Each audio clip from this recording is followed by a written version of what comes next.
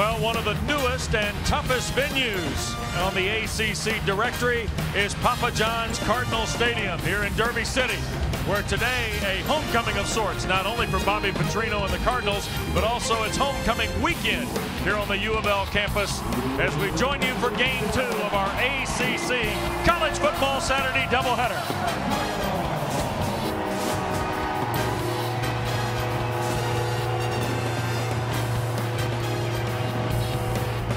Just the third ACC home game for the Cardinals of Louisville. And they've been very successful in this facility. They've won 8 of their last 9. In fact, their coach, Bobby Petrino, now in his second tenure here at Louisville, has won his last 21 ball games at Papa John's Cardinal Stadium. And we're in the Atlantic Division of the ACC today. North Carolina State at 4-3 meets 5-2 Louisville. And with James Bates, Wes Durham, Hans Heiser will join us in a moment from the sidelines as the Cardinals work their way onto the field turf playing surface here at Papa John Cardinal Stadium. Interesting ball game. NC State's trying to shake a 3-game losing skid. Louisville's been very impressive in their opening year here in the ACC. But when you talk about the Wolfpack, those 3 losses, Florida State, Clemson, last week to Boston College, the highs and lows have really been defined by their quarterback play. Yeah, unfortunately, it ended up a loss, but one of those highs was the game, the performance that they put forth against Florida State. And watch this play, Jacoby Brissett. You've probably seen it about 50 times, and it's worth watching 51 times. Just amazing. Working with absolutely nothing, making something happen. And the numbers in that game alone, 32 of 48, 359 yards, and 3 touchdowns. But since then, well, it hasn't been there. Shut out against Clemson. They started fast early against Boston College and then shut it down. It's not just Jacoby. He needs some help from those running backs. But this isn't the best day to turn things around, because on the other side of the ball, it's one of the hungriest defenses in the land. The Louisville Sluggers, if you will, led by big 94 Lorenzo Malden. In that 3-4 scheme, he'll be all over the field. Todd Grantham has him in there in the new look defense, but it is the same old bunch of guys making big-time football plays and running all over the field, like a bunch of thoroughbreds here in Louisville, if you will. It is now post-time, and we're about to watch the nation's #1 defense do some hunting. This is a fun defense to watch. Well, they've also got the national leader in interceptions, Gerard Holloman. He's got 7. So while the defense is set, Hans, interesting that Petrino, whose calling card is offense, that side of the ball is yet to really find its rhythm, but they've used a couple of different guys pulling the trigger. Yeah, it really is. There's only 5 games left of the season. It's hard to believe. Will Gardner was the guy who got the start coming out of camp. He started 4 games, got hurt. Reggie Bonifant, the local kid, the true freshman, stepped in. He goes 2-0. Bonifant started last week against Clemson. Didn't do too well. Gardner came in second half, right down the field, 80 yards and a touchdown. We talked to Petrino yesterday. Gardner will start today, but will we see the dual threat quarterback, the freshman Bonifant, at some point today? We'll have to stay tuned and find out. Back to you guys. Hans, thanks very much. And now our 4 keys to success here this afternoon between the Cardinals and the Wolfpack, who meet for the 5th time. Well, the first 48. I was going to put the first half, West, but they do a lot of that great TV show, The First 48, right here in Louisville. So I went ahead and went with the first 48 minutes of this game. So key for Louisville to start fast and maintain it, not just the first couple series like last weekend against BC. And for the Cardinals, across the board, and I'm not talking about win, place, and show race fans. I'm talking about offense, defense, and special teams. We all know this is one of the best defenses in the land. They've got to match the energy in the special teams play and offensively, something that Bobby Petrino is used to. Both teams red and white. NC State in the white jersey, the Cardinals in the red. The kick through the end zone, and Louisville will start 1st and 10 off its 25. And that means for the Cardinals that the nation's 64th offense, 8th in the, or beg your pardon, 97th offense, 13th in the ACC at just under 371 yards will be under the tutelage of Will Gardner, who is a redshirt sophomore, Douglas, Georgia, but a good size youngster, James, 6'5", 225. Well, both of them. Even Bonifant is 6'3". That spark that Hans told you about when he came in last week. Let's see if it continues from Will. Here is Michael Dyer getting the start today. Former MVP of the BCS National Championship game with Auburn, and he's one of your Toyota Impact players. Well, finally healthy. You know, he's experienced a lot of wins. A lot of these guys here have, but at an elite level, Michael Dyer, his time there in Auburn. And James Quick has been the leading receiver, number 17, just a sophomore, the fastest guy on the team. But Devontae Parker, number 9, will return today for the Cardinals. Gardner to throw, middle of the field, and this is Parker. Devontae Parker, the senior, his first catch of the year. And on cue, Batesy. Welcome back, Devontae. Wow, how frustrating for a guy who is one of the most exciting football players in the nation. Broke his foot, thought maybe they could get him back last weekend. He is back right now and making some big-time noise. Nice, easy throw from Will to get everybody in a groove, including this hometown crowd. Wow. Parker at a Ballard High here in Louisville. 37 yards on his first catch of the year. Off the Wolfpack 35. Gardner in play action. And almost caught one-handed by the sophomore, James Quick. He comes into the ball game leading the Ville in receptions with 29 on the campaign. I'd like to see a little bit more of an effort to go up and find a way to get that ball instead of one-handing it. I know it was an awkward position, but this right here has been the rub. This has been the weak spot in this offense. Penalties and drop balls. A couple drop balls, huge ones early on the road in Death Valley, and the close loss to Clemson last weekend, and Quick was guilty of one of those. 4 receivers set here for Gardner on 2nd and 10. Dyer looking for the cutback. And Michael Dyer got about 7 yards on a play that looked like the Wolfpack might have had him trapped behind the line, as we get a look at the NC State Impact players on defense, brought to you by Toyota. Well, the BB gun story, you've heard about it by now. A lot of guys left back home. Josh Jones and Fernandez, the middle linebacker, a great starter, leading tackler. He'll be replaced by Arius Moore in that middle spot. And Art Norman and those guys up front, they have got to find a way to put some pressure on Will Gardner today. 3rd down and 3. Almost 2 minutes gone, opening period. Dyer to the right side. 1st down and more. Banged out of bounds near the Wolfpack 20 by Hakeem Jones. Michael Dyer, of course, at Auburn. MVP of the BCS National Championship win against Oregon a few years ago out in Glendale, Arizona. Then on a stop and finally ends up here at Louisville, and then injured. Missed the first 3 games with a quad injury. Right before he was injured, right before Devontae Parker went down. So a couple stars. And gosh, Radcliffe, who had really run well the last couple weeks, he's banged up a little bit. And Dominique Brown, they've got a bunch of guys they can go to on the ground. And Gardner's throw is caught. That's Parker on a knee near the 15. As Louisville moves into our CPI security red zone, and the Cardinals 4th in the ACC, 26 scores in 29 possessions, James. Pretty strong, only 1 turnover for Coach Petrino's team. It'll be an interesting matchup on both sides all day long, because both offenses are great in the red zone, both of them with 21 touchdowns, about the same amount of trips, and both defenses have been really stingy in the red zone. And here's the 4 receiver set again, and Dyer a couple of yards shy of the 1st down. Kenton Gibbs, redshirt freshman from Detroit, the 290-pounder, and tore his Achilles last year on the sideline for Dave Doran, makes the play. Gosh, this you see Dyer, you can't figure out if that's a little bit of a limp. He looks like he's limping just a little bit. Remember, it was the deep thigh bruise that kept him out.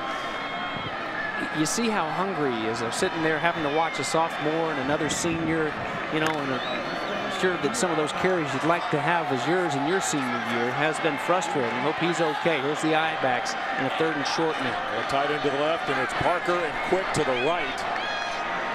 This is a big down. This is the one thing they've got to improve on, and already they're going to be forced to call a timeout, because the emphasis this week. Timeout. Louisville.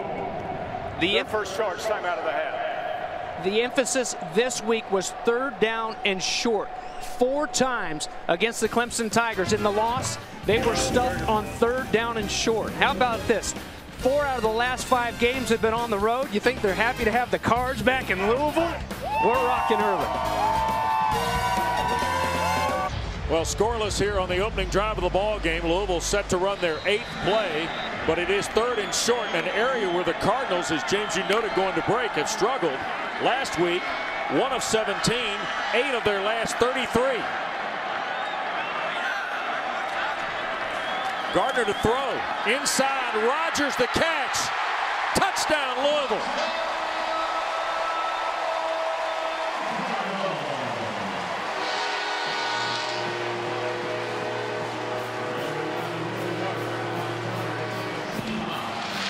Well, Eli Rogers was the guy that helped Will Gardner kind of get off the schneid last week, throwing the ball. He does here on the opening drive.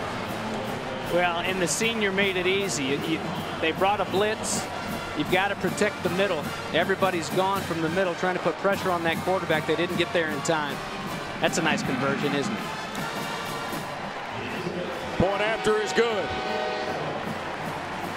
Boy, Eli Rogers with Devontae Parker coming back and quick, such a threat. They may have forgotten about number 6. Well, and 31 on the coverage, that's Jermaine Pratt. Remember, Josh Jones isn't there. And Pratt's got to take away that inside. In a man situation like that, blitz situation, easiest throw for any quarterback is right over the middle, and there's just too much space that low.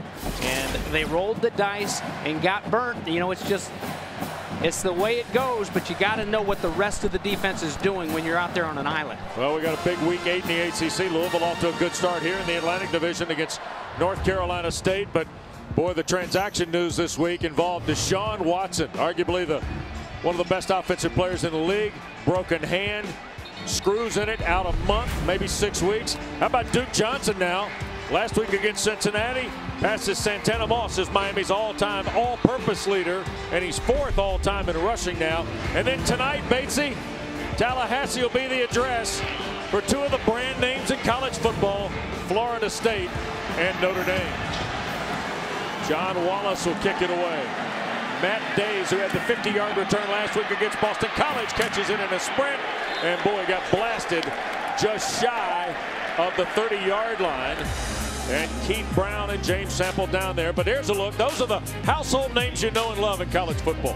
You know what? And love them or hate them, rest of the country, they belong there. They belong up in that conversation. And it's so good to see a Notre Dame and a Florida State in the top 5 going at, you know, and we're not going to get too many more chances here the rest of the season at unbeatens going at it. The Egg Bowl may end up like that, but right now, that's as good as it gets tonight in Tallahassee, and that place should be rocking. I can't wait to watch it. Brissett in the gun against the nation's #1 defense. He'll counter, and here is Shadrack Thornton cutting through the Cardinals.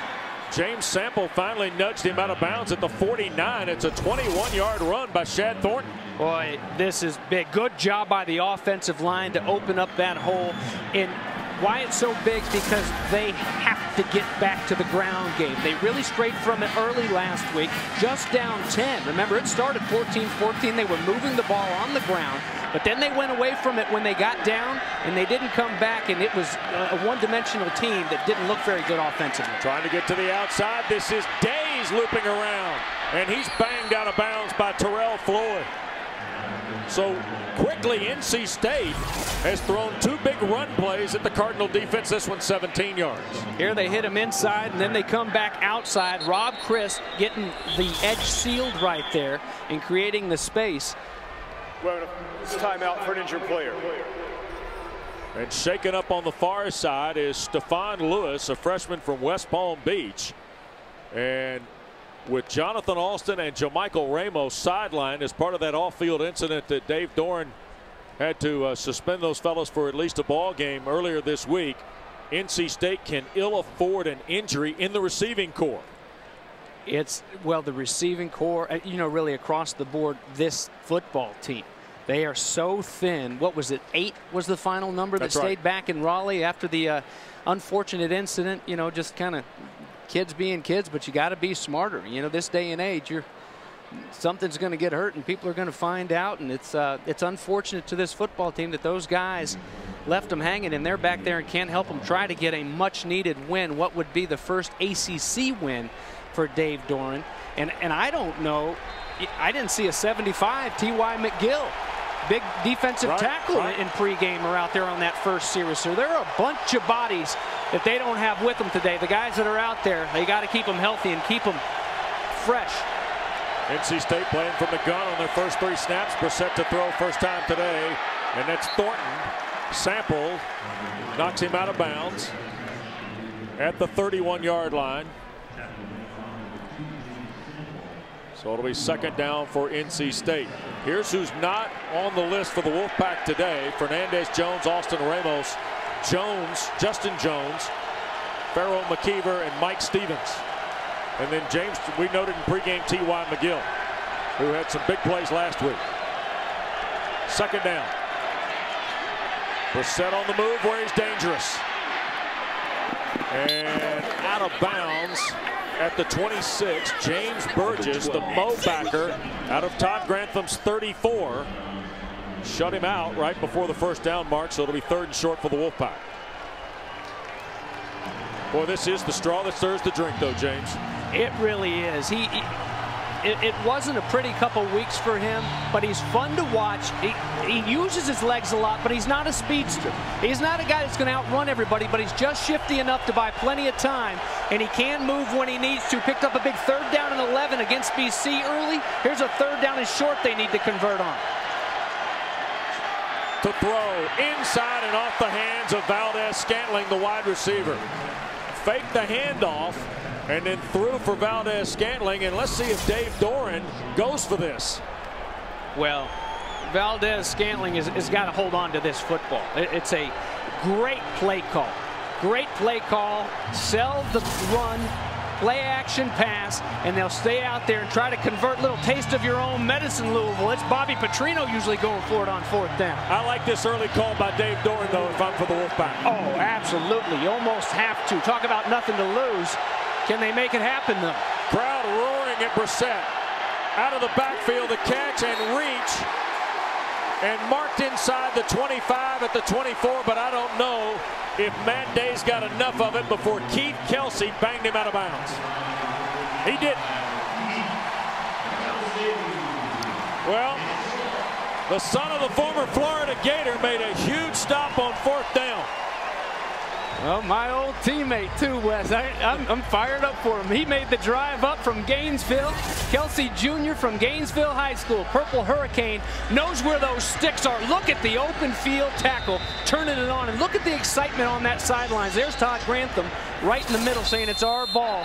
But it's gutsy, but it's what you got to do. Roll the dice on 4th and short. Completed pass, and that the play ended short of the line of game. They'll take another under further review. They'll take another look at it. But 4th and short against the nation's #1 defense, and just running through that ball carrier, Kelsey, and wrapping up. That's what this team, they run well and they attack the football. They're very good in the open field out in space. Here's another look at it. The line they've got to get to, and no, it's you're not gonna, you know, if that's a goal line, if that's the goal line extended right there, that plane coming up, it may be something that you're gonna really pick at and take a look at, and this will be our best look at it. The ball is stretched. It's, wow. I mean, but you don't get that spot in the middle of the field. You know, you get that. Hey, it's something that's, gosh, we got to look at it in the microscope on the goal line, because that goal line plane extended. But out there, you don't get it. But I like the play call. I just think it's going to be a turnover on downs. After review, the ruling on the field stands. First down. By the way, it just hit me. If Keith Kelsey's dad played with you at Florida, you're old. That's right. I knew that was coming. Oh. Yeah, shoot. Even Fred Taylor's son back there playing for the game. Yeah, you're really old then. I know it. I know. That's all right. Cardinals lead 7-0, second possession off their 25. Gardner, 3 of his first 4, and underthrows Rogers. Wow, that's a couple big misses, and I'm counting the one that was caught, the second pass that was caught by Devontae Parker earlier today, because he had so much space he probably would have scored, but it was thrown short and he had to go down on a knee to get it. Bobby Petrino isn't used to this. He actually told us yesterday, he said that Will Gardner was in such a groove, such a rhythm with timing, great release, understanding the offense right when he got hurt, and he certainly doesn't look to be in a groove right now. And that is just off the hands of Rodgers again. There's some sort of kindred spirit with Gardner and Rodgers. His 2 touchdown passes in each of the last 2 ball games have been thrown to the senior from Miami. And Eli Rodgers now, as we were talking with the return of Parker, he's had 4 games this year with 5 or more receptions. Rodgers is a pretty talented guy to be your 3rd guy behind the sophomore Quick and, of course, the sensational senior Parker who's returned today. Yeah, it wasn't quite enough of a 1-2 punch, but the 1-2-3 now, it's getting more and more potent. But saw it right there. You got to hang on to these footballs. Pack bringing the pressure on 3rd and 10, and inside for Rodgers and incomplete. And boy, NC State went for it on downs, didn't make it, and they hold Louisville to 3 and out as Jermaine Pratt was in there for coverage for the Wolfpack. I love it. That'll fire them up. You got burnt on the touchdown. You brought the blitz, didn't get there. Dave Huxtable calls it up again. They put the pressure right in the face of Gardner. He's forced to rush it. Incomplete. What a big stand after your offense drives and then turns it over on downs. Great big series there for the Wolfpack on D. Braylon Cherry averaging 7 yards a return, waits on Ryan Johnson's punt.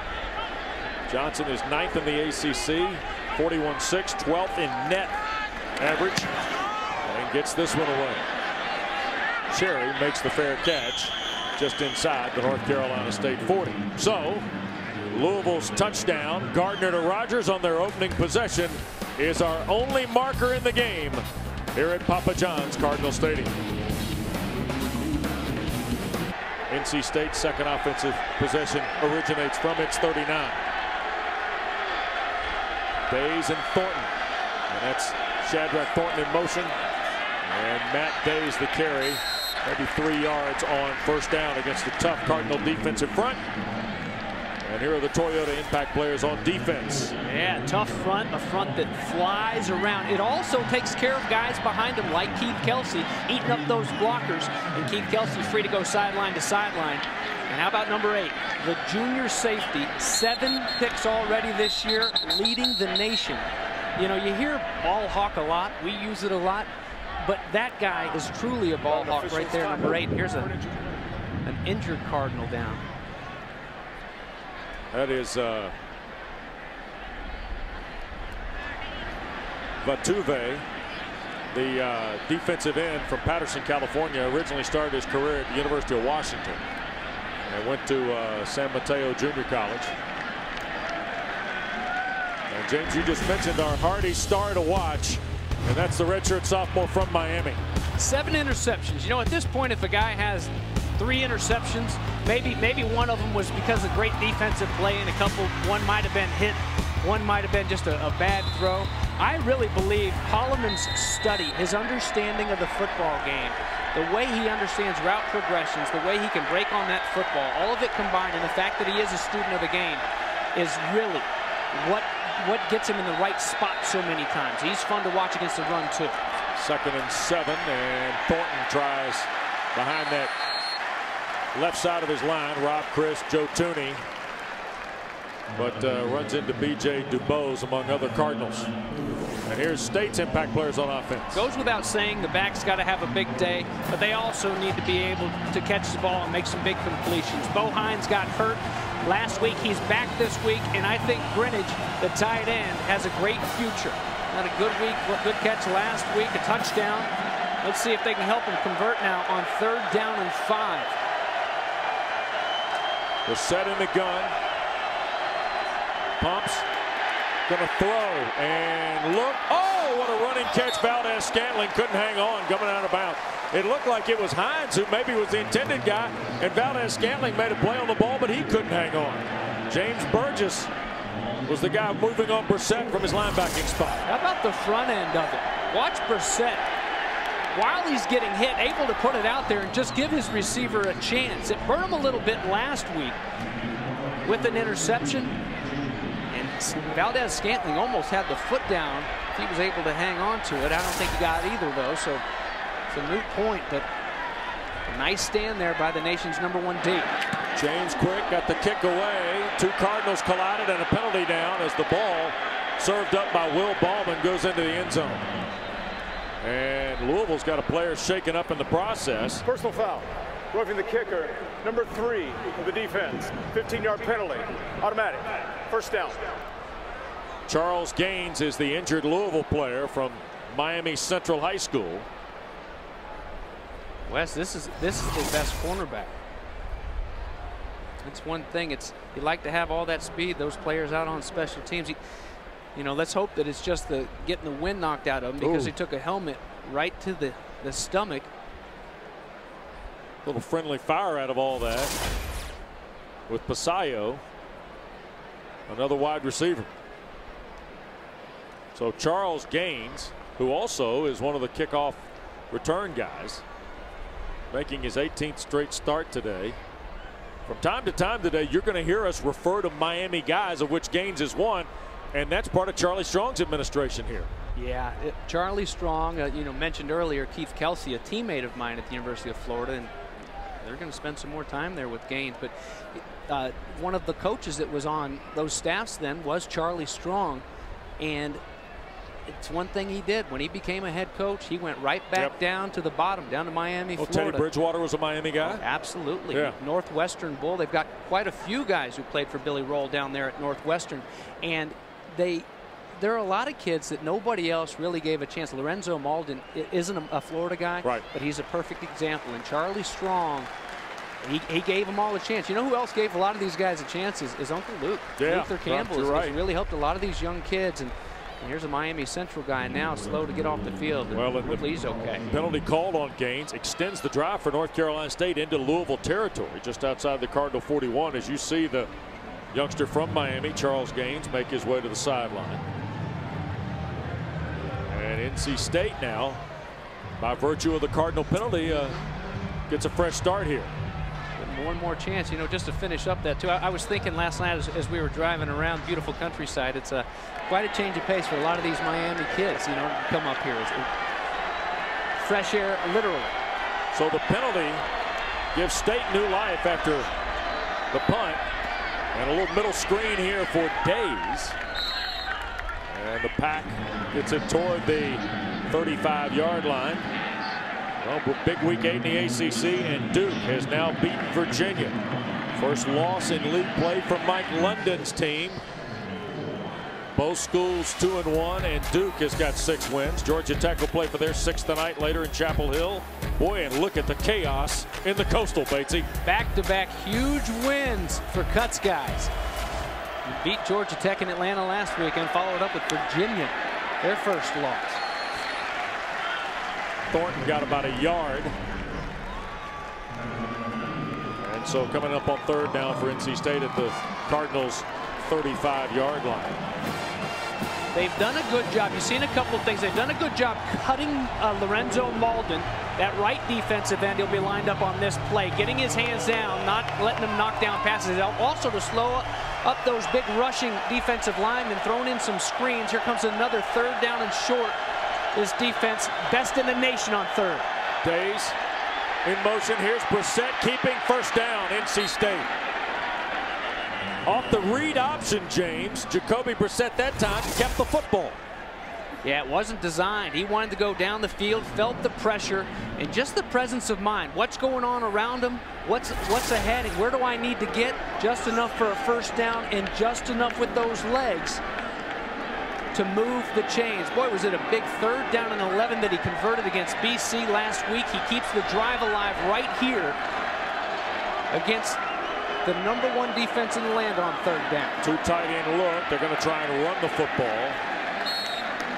And that is Shadrach Thornton, junior from Hinesville, Georgia. Mount and DuBose up front for the Cardinals of Louisville. Todd Grantham, of course, came over from Mark Richt's staff at Georgia. He's got a lot of NFL history. He's got a 1-gap 3-4 alignment here and does not mind dipping into the personnel, does he? I mean, he brings a lot of guys in there. Well, and he'll move them around. He's got Lorenzo Malden now lined up on the other side of the field. Yep. Talked about the king of the jungle going after that weak gazelle, he said yesterday. Brissett shoots it inside, and the catch is made by Cherry. Braylon Cherry, again about a yard shy of the first down. NC State, James, and I don't know if this is Louisville's defensive pressure, but I think Jacoby Brissett's setting up a nice game from a management standpoint, something he had a real difficult time doing last week against BC. Absolutely. And what has helped him is the ability to run the football. And it was there early, but they went away from it, and so no one was scared. No one was scared of that run, so they weren't bringing in extra guys in the box. Here's the 3rd down and short. Remember, they went for it on 4th down and short a few moments ago and came up empty. Brissett now, play clock winding down, timeout NC State. Moved a lot of guys, and Louisville kind of held their ground. Their first charge timeout of the half. See what Dave Doran, his offensive coordinator, Matt Canada are looking for when we come back. Got to start coming away with some points. Devin O'Connor, a 3rd tight end's coming to line up.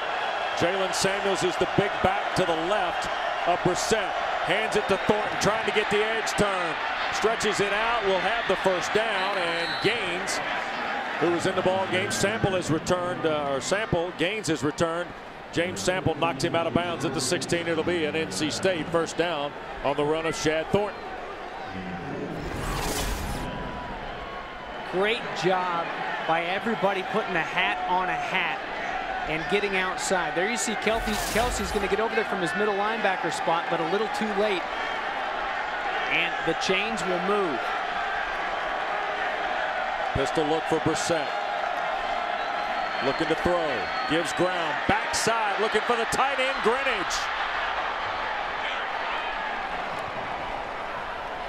And David Greenidge has got the NC State touchdown, and the first time Louisville has surrendered a touchdown in a mighty long time.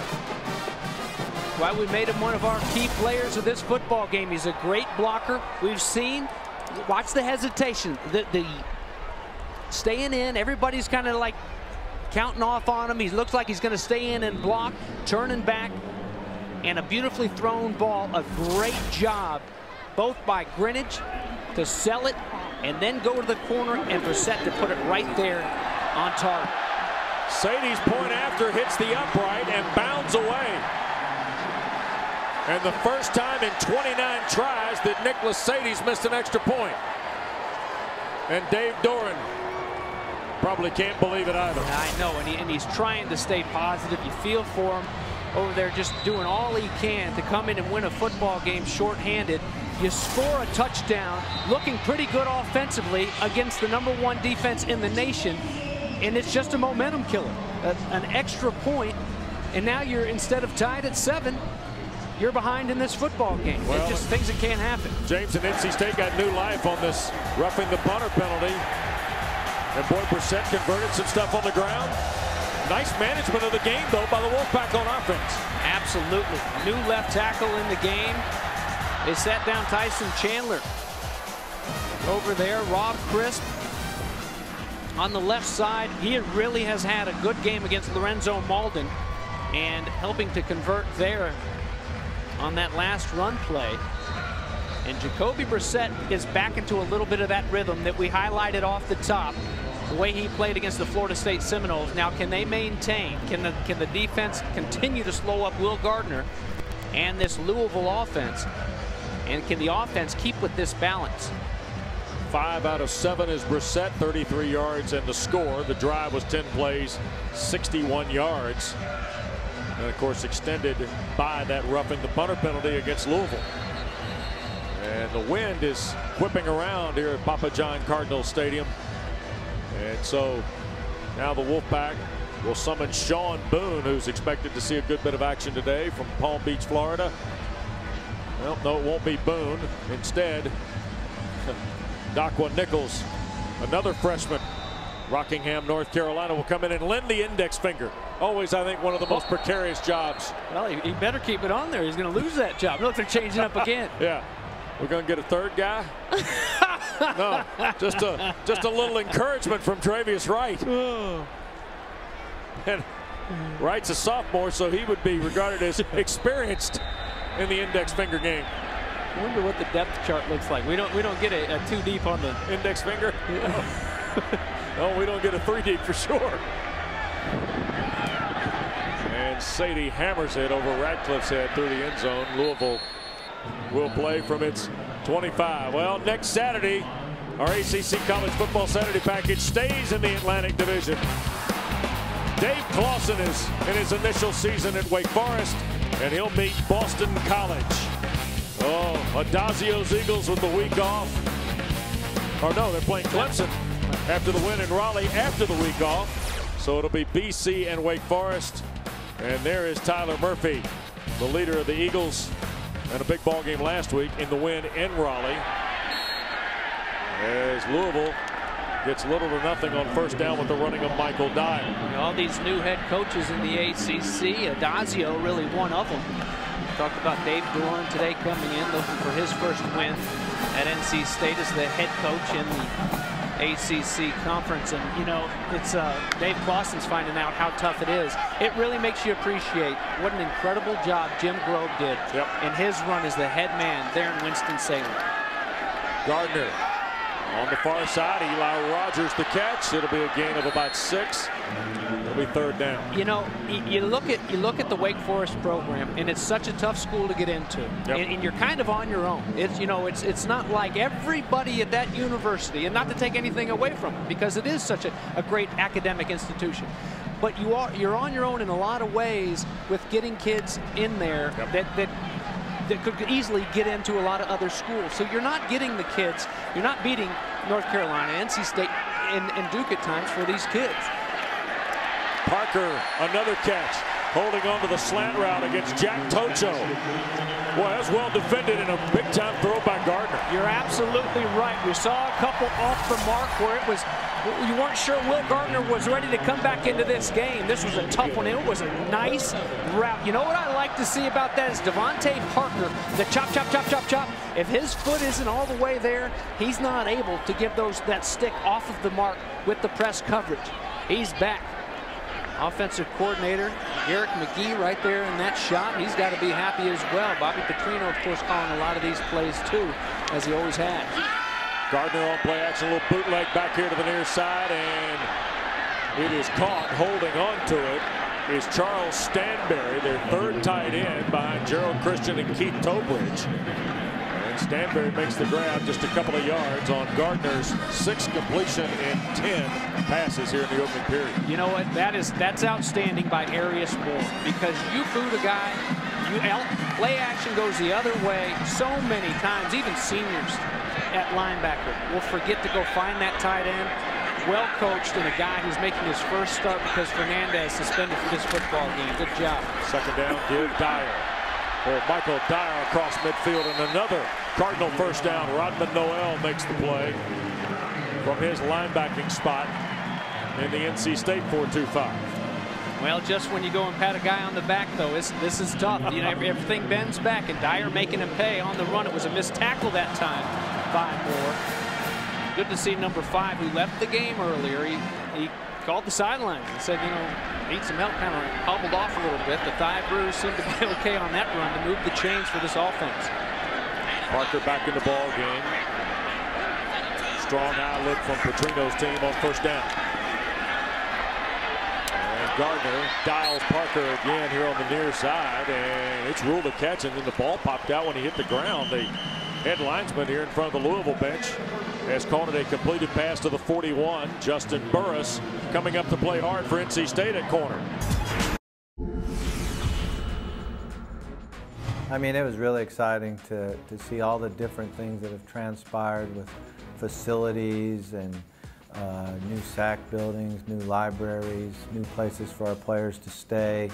It's amazing the transition that's went on campus.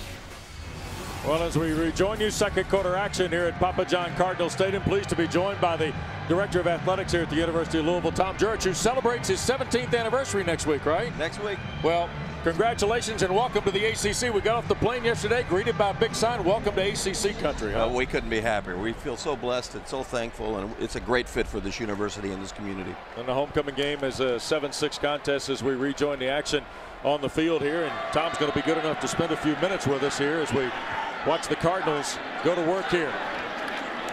And here is Michael Dyer.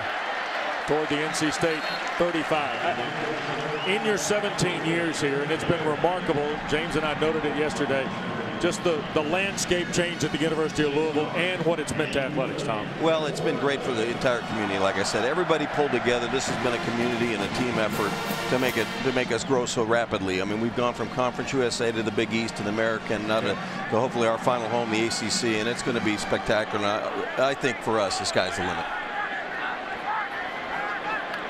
Gardner pressured and sacked. The Wolfpack get back there, and they get back there in a hurry. And there's Arius Moore, that young freshman, getting the start, Bates. How about that? Calling his number. And look at it. Dyer tried to cut him. What a great job. As good as Fernandez has played right there at the middle linebacker spot, to be able to use your hands and not get cut and go finish, that was impressive, guys. Second and long, 8 yards on the sack by Arius Moore. Tom Jurich is the director of athletics at Louisville, and good enough to spend a few minutes with us here on our first visit to Papa John Cardinals Stadium with our ACC College Football Saturday package. And boy, NC State makes another big play in the pass game, quick on the back end of that pass. And boy, the Wolfpack got there in a hurry. Burris, the corner. And here's what we were talking about. You've done all this unbelievable infrastructure to get to the ACC in some respects, I guess. Well, we have. And, you know, we really wanted to get to another conference, and it made a lot of sense to go to the ACC just because of the fit that we're in and the proximity and geography. So it's great for our fan and our fan base. There's a very big third down play for both schools in a one-point contest. And NC State gets there again. James, as you alluded to, a little momentum builder maybe on the Brissett touchdown pass to Greenwich, and the defense obliges Coach Doran there. They back it up. Another blitz is one thing they knew they needed to do, was try to pressure Moore, and just nobody there. Arius Moore coming through. Brandon Pittman, another backup linebacker as well. And look at the angles. Everybody, those rush lanes, not running past, and a little taste of their own medicine there. The Louisville Cardinal defense is supposed to be the big attacking defense here in this house. NC State came fired up a little bit on the defensive side of the ball too. Set up another punt here for Ryan Johnson. And the Wolfpack signal for him will make the fair catch with Braylon Cherry at the 12. You know, Tom, interesting, you talk about the community, and it's a community you come into, now you're no stranger to it, but new to Louisville, Kentucky. Only to be named Louisvillian of the Year a few years ago, but it's your energy that helps everybody want to give to this school and want to be a part of this. And what a great crowd and a passionate fan base. But it's also your kids continue to go to school here, to teach here, to work here, and it really seems like it's been a good fit for you and your family. Well, we love it, and like I said, all 4 of my children have graduated from here, and it's an incredible school. You got, as you enter the ACC, and behind the arrival of Syracuse and Pittsburgh, and there is a big-time play out of the front for Todd Grantham's unit there defensively. You have got a passionate fan base. You arrive with a packaged operation that was really looking for, as you said a moment ago, the final spot maybe to move in college athletics. There was no doubt about it. You know, we not only do it on the football field, we do it in basketball, all the way across the board in all our sports. So, you know, we've been to College World Series, we won national championships in basketball, we've been to BCS bowl games and won them. Our fans travel. You'll see it. Our fans are very, very passionate about their Cardinals. Well, they're good to have them. They're glad to have them back home, aren't they? Absolutely. Heck of a play on first down by the Cardinals defense. And Brissett just trying to get some of it back with Shad Thornton. Tom, as you look in today's college athletics, and you're respected as one of the guys in this movement to the new world, is the ACC positioned, and that's one of the reasons Louisville wanted to be in that discussion moving forward the next decade or so? I don't think there's any question about it. I think it's the premier conference in the country, and I think all you got to do is look and start with the leadership of John Swofford. I mean, he's one of the most well-respected men probably to ever have been a commissioner, and what he's done with this league, his vision, and the schools that he's assembled, how he's been able to change with the times, it's been absolutely remarkable. Third down for Brissett and NC State.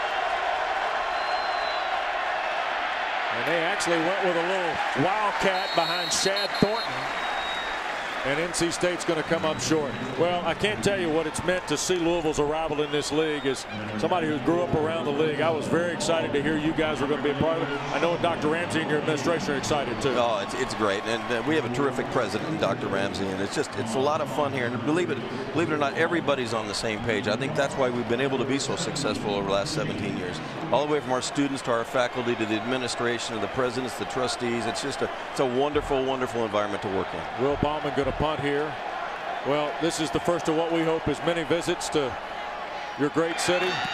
I know Bates wants to come back, something about the first Saturday in May, and he's looking for tickets, as they say. I'm sure we'll be able to find him for him. I can promise you that. Well, I've got a hat. I've got a hat. That'll exclude you. Well, you're very kind to come spend a few minutes Glad with to us. have you. Well, thank you very much. And we can't give any more of a warm welcome than we are now, because you guys are just wonderful, and it's great to be a part of this. 15-yard penalty. Automatic first Penalties against NC State. So the Cardinals will get the ball back. Tom, thank you so much. Thank you, guys. Appreciate it. Thanks, Tom. Bye-bye. Tom Juritz, the director of athletics at Louisville. They've got a 1-point lead.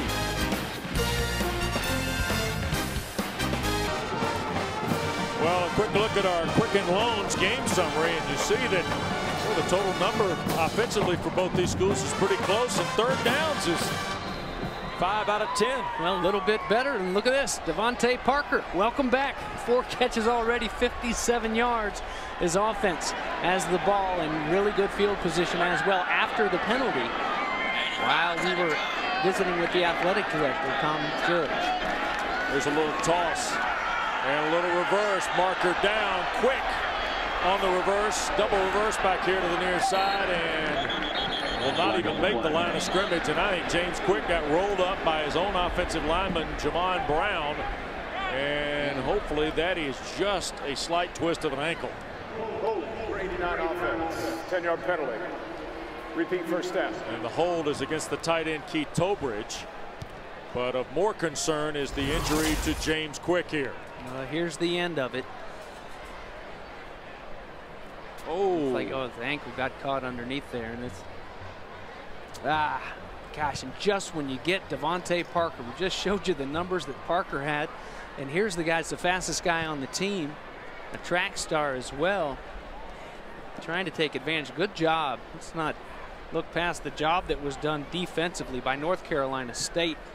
A lot of times when you get a defense that's really feeling it, everybody kind of flowing to the ball, you can get them with one of these. It was what BC did to NC State last week. We'll end around to Sean Alston. And, that doesn't look good for today anyway. So James Quick will be helped from the field. We'll step aside at Papa John's Cardinal Stadium. Well, James Quick on the table behind the Louisville bench. We'll see if we can get an update shortly from Hans on the status of the explosive sophomore from Trinity High School. How big he's been with Devontae Parker on the shelf, and as James, you alluded to, Parker comes back now. Quick shaking up. First and 20 off the penalty, and there is Devontae Parker knocked out of bounds. It'll be a Louisville first down near the Wolfpack 26-yard line. Boy.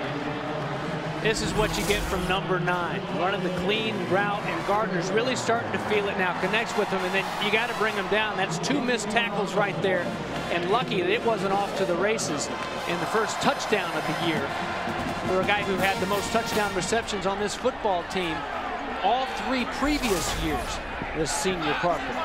Brandon Radcliffe is checked in the ball game as the running back, and he'll get the call this time. And Radcliffe banged out of bounds. Brandon Pittman back up at linebacker. Hakeem Jones, safety. Wes Radcliffe had gone back-to-back 100-yard games against Wake and Syracuse. Really powerful runner. Enjoyed watching him getting ready for this game. Against Clemson, he injured his foot a little bit. It's good to see him back out there. Got a bunch of guys getting dinged right now. They're going to get a week off before Florida State after this one. Gardner throwing, and Radcliffe dropped it. And puts his hands on his helmet. He knows that was a decent throw by Gardner, and Bobby Petrino He and Garrett McGee, his offensive coordinator, both talked yesterday about drops extensively. Well, and you know, it's almost one of those things to where it's momentum. It's the baseball. I talk about hitting being contagious. This, unfortunately, has become contagious and something that you've got to talk about when you talk about this offense. Just way too many. Brings up a 3rd down and 6 now. 3-by-1 look. Gonna loop it on the fade for Parker. And broken up. Sticking a hand in, the sophomore Jack Tocho at corner. That's a pretty good matchup with the sophomore Tocho and the 6'3 senior Parker. Look at him. Watch him. Watch those eyes. See the eyes get big on the receiver. Snap that head around. That's perfect. That is a great job on a speedster who's just going to get better and better as he comes back from that injury. He's already had a huge day today. Good defensive play by the sophomore Tocho to force a field goal try. John Wallace will try the 40-yarder. And the kick by Wallace is good. Wallace on the year now, 9 of 11. And the Louisville lead has grown to 4 on a crisp Saturday in October. Well, when your name's on the place, right? kind of get to call the show a little bit, don't you? Well, I hope we get to watch a little bit of it. Papa John showed up. Yeah. Look at this. He did a burnout in a classic car right before he came running in. This is a show now. Hey, it's an election year. He's already won. Right? That's right. Better pizza, better stadium, Papa John. And we welcome you back to Papa John's Cardinal Stadium, where Louisville's lead is 4 on North Carolina State. James Bates, Hans Heiser, our outstanding ACC College Football Saturday crew. Dave Berenger, our producer. Gary Clem, who gets a homecoming game from Goshen, Kentucky, is our director. And North Carolina State will start off its 25. Coming up, another edition of ACC Gridiron Live, brought to you by McAllister's Deli. James Bates, Coach Jim Grove, Algie Crumpler, Coy Wire. They'll look at Kevin Parks, the hard-running Wahoo out of Salisbury, North Carolina. Plus, the guys are going to talk about how to defend Georgia Tech's spread option. Check your local. That sounds like an interactive piece for next time. I better start stretching. I didn't realize we were going to do that on Wednesday night. Probably need to get some early stretch work in. I'll go get in Clem's hot tub. Yeah, out in Goshen, that'd be good for you. State plays off its 25 and a 4-point Louisville lead. And Brissett and the Wolfpack run game has been stymied here after a couple of early plays. Got him about 40 yards. Ever since then, Lorenzo Malden, Keith Kelsey, Dubose, the white helmet have kind of been rallying to the football a little bit on the ground game. Saw a big 44 in there too, Pio Vatuvai. That's good because he left the game earlier. A couple of these guys banged up, and there's some of the numbers. Look at that. Every time you see the yellow arrow, that's right, leading the nation, and that's why they're the nation's #1 defense. A hungry, hungry bunch. Brissett pumps, sacked. Dubose gets the first Cardinal sack of the day. They've had some plays behind the line, but the big fellow from Oakland Park, Florida, got to Brissett. Well, he got to the offense against Syracuse. This defense had 2 safeties against the Orange. He had one of the safeties. There's big number 11. One of many Floridians enforcing a 3rd down and long. And watch out in these situations. Just 21% offenses coming into this football game. 23 of 107. It's not very good. Brissett will keep it. Try and make the play, and does for the first down. Runs over Holloman, the free safety out near the 38. Wow. That's, you know, it's just enough. Watch this. Boom. Design. They know they're coming. People with their backs turned on the defensive side. Holloman comes in and drops them. But just like last week against BC, that time it was 11 yards to go. Here a little bit more even than that. And Brissett isn't going to blow by everybody on the defense, but he's going to give you just enough, and enough want to move those chains, which is more important at times. Jacoby fakes, wants to throw, sacked again. James Burgess was there. Sheldon Rankins again. Boy, Rankins has been playing behind the line a lot here in the last 2 series, James. Big 305 pounds. That's what's impressive, is the way these big guys move. You know, it's 305 pounds. You got some guys right under 300 pounds, and they all move so well. You talk about the speed on the defense, and you're not just talking about the skill guys back in the back. It's the front seven that really comes as well. Tony Creasy in motion out of the backfield. And Brissett hits Days. And Sample knocks him out of bounds near the 40. You know, a lot of safeties, they'll step up and make a tackle, and you'll see the back, you'll see the receiver fall forward for a yard or two. When James Sample hits you, you're done. Go ahead and mark the ball right there, because number 2 is great in the open field. He's such a good athlete, but he sells out, and he's so confident in that open field tackle that he'll stick you. He's been fun to watch. So here, forcing another 3rd down and long now for Grantham's defense. NC State 3 of 6 on 3rd down today after the Brissett conversion a moment ago. And intended for Bo Hines, incomplete. Boy, and Malden was back there, and Lorenzo slow to his feet. Wes, he didn't practice at all in the spring, had a torn labrum. He came out of the game at Clemson, and it was just a stinger, fortunately. They had his pads off. Yep, senior from Atlanta. Ooh. Working against Chandler. Just runs it by and up.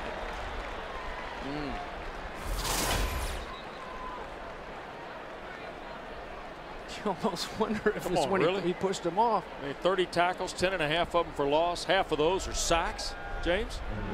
I mean, you talk about having some impact. Well, and the Grantham, the move to bring his hand off the turf at times. Yeah, they put him all over. It just shows you what a great player he is, and what a great future he has in football. Eli Rogers going to wait on the punt of Will Bauman now. Number 1 in the ACC, and gross average at 47.4, hangs one up, and Rogers will signal for the fair catch just outside the 15. Louisville Sluggers, the name of the bat made by H&B. Boys used to be in the golf club business too, Bates. Can you get a Savoy Special or Wonder Boy on one of those bats? Maybe so. Toss to Dyer, and the game being played behind the line by Art Norman. Big senior redshirt defensive end, Stone Mountain. Played for Michael Collins at Chamblee High School, makes the play for Doran's defense. Well, the sack master, great job with his hands. Watch him on the top. Boom, get rid of that blocker, avoid another one, and just go make it. That's exactly what you need. Really impressive, the performance of this defense. This football team as a whole. Yeah, Norman pretty quiet last Saturday against BC. Making a play there. 3 tackles behind the line for State. Gardner looping for Parker, incomplete. And again, Burris in coverage. But here's what's happened, James. Both defensive units have taken control. Well, absolutely. And the Wolfpack has brought the house many times. Only one time they haven't gotten there. That was the touchdown, unfortunately. And then defensively, Malden and Kelsey. And this big front seven of Louisville and the speedy defensive backs, they've done their job as well. The #1 defense in the nation, but matching them just about step for step. NC State on D. Gardner trying to dial it up for Kai De La Cruz. And it'll be incomplete. Both teams 3 tackles behind the line and 2 sacks, Hans, here in the first half. Yeah, James Quick, you saw number 17 there get rolled up on by his own player in a lot of pain. They brought him over. They worked on the ankle. They took the tape off. It's not going to happen. He was taken back to the locker room, had a little bit of help from his medical staff here. His return is doubtful, so Louisville going to have to get it done without their fastest player and a key contributor on special teams as well. Appreciate that. And here is Cherry waiting on the punt of Johnson. And Braylon Cherry tried to make a play and could not step away from Charles Gaines. Good play down the field by Gaines. You think maybe this was a point of emphasis this week for Louisville. They go to Clemson. First punt by Johnson. 72-yard punt return for a touchdown by Humphreys. And it was a defense that wasn't scored on They didn't get to the end zone. The Clemson Tigers didn't. Held them out. It was a fumble recovered in the end zone. Then in that big punt return that cost them the football game, it shows they worked on it this week. Great coverage there. Ball that you see is returned for Louisville. 49-yard punt. And so now Brissett and the pack start off their 39. And the backside throw caught by Stephon Lewis, freshman from West Palm Beach, who had 2 catches earlier this year in the game against Old Dominion. Great job. Ball waiting on him. It's in good hands. It's one thing that we've seen on the Louisville side, that the one spot they need some work on offense, the guy's just being strong with those hands, going up and getting it. And that's what you got out of Johnson. Throw one more time to Lewis. Why not? They call that incomplete under the coverage of Charles Gaines. Maybe if I stop bragging on guys. Next play, every time I brag on a guy big, next play come back to him, and good to see Gaines back in there. All right, here's Brissett now. Jacoby Brissett and then Dave Dorn. You're under 4 minutes to go. It's a 4-point game. You've got a bunch of guys suspended at home. How big is this drive, knowing that, you know, Louisville had the opening drive? You may get the ball to start second half. It's all about that momentum, and it's something you got to be careful too, that you don't go in trailing by 11. So take care of the football too. Don't force it. Day's taking a huge shot from Burgess. And Burgess, the junior from Homestead, Florida, making his 24th straight start. Might be a little shaken up too. All right, careful now, NC State, because they've gotten away from the run game. Yeah. And it is exactly what cost them against BC. They were down 10 at that situation. Now they're down 4, and they were stuffed a couple times in a row, and you haven't seen it.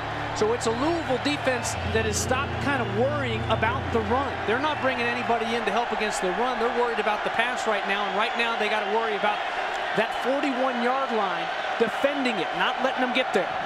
Pressure coming from the Cardinals. Brissett to his left, throwing down the field. Hines offline, incomplete. So Bo Hines was the bailout guy for Jacoby Brissett. And NC State moved the ball out near midfield and then went 3 and out off that drive. Well, buying a little bit of time, left a lot of time on the clock. And Jermaine Reeve, they're glad to have him back out there. He hurt his ACL in the spring. Busted it to get back there, played a little bit last week, getting a start at safety, but he just kind of lost his receiver. And if that ball's 1 yard to the right, it's a touchdown for Bo. Tried to hang it up there and make sure it didn't get blocked. Rogers, I'll tell you what, let it take a couple hops and then played it out to the 20. That's where Louisville will start with 2:45 to go. ACC All Access. Jen Hildreth hosts this week a one-on-one visit with Virginia's Mike London. Talks about his early life as a police officer in Richmond, a father and now football coach.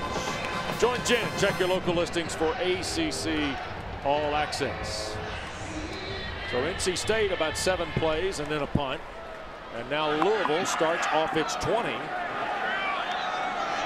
Couple of timeouts with under 3 minutes to go. We break the mascots up here in a minute, Bates. Out the flat, Gardner to Dyer. And a shot delivered there by Dravius Wright, the nickel in the 4-2-5 line. There's a like good looking this right now. Yeah, he's good. He's good when he knows his spot on the field defensively. We've seen a lot of times in the last couple of weeks watching him play, forcing the ball back inside. Here he comes and just goes and makes it. So many times you give a guy a chance to get his shoulders turned and give him too much room, he can put a shake on you. Good job. Gardner on the slant to Parker. First down across the 35 to the 40, and Wright makes the play. And if Dravius Wright doesn't get there, Devontae Parker might be standing in the end zone. It's a 21-yard throw.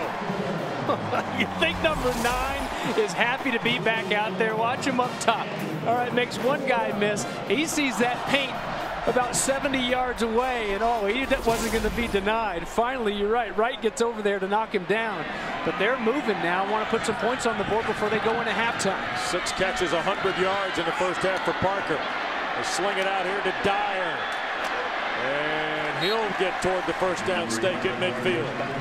Jack Tocho's had a nice first half for the Wolfpack out of the secondary, but Boy, Gardner just having the threat at number 9. And then the efficiency of Dyer at the running back spots helped Louisville today. And boy, Parker's been really good in the first half. Well, tight ends that can catch the ball, can block and run routes, catch the ball big in any Bobby Petrino offense. Backs as well. He loves those wheel routes. Loves those backs that can come out of the backfield and do some damage. Dyer doing it there, making a guy miss and getting out of bounds too. Gardner in trouble and throws it into the Cardinal bench before the Wolfpack arrived. State had Arius Moore leading the charge.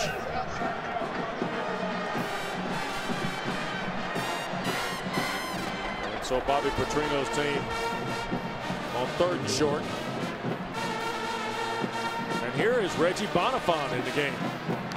First time we've seen the freshman. Well, you saw Gardner was grimacing. It was a quick pull. Yep. And here's Bonifant keeping the ball around the edge. First down Louisville at the NC State 41. Number 7, Reggie Bonifant. Well, a lot to like about this true freshman, James. Bonifant out of Trinity here in Louisville. Talented young player, but struggled last week in the opening half at Clemson.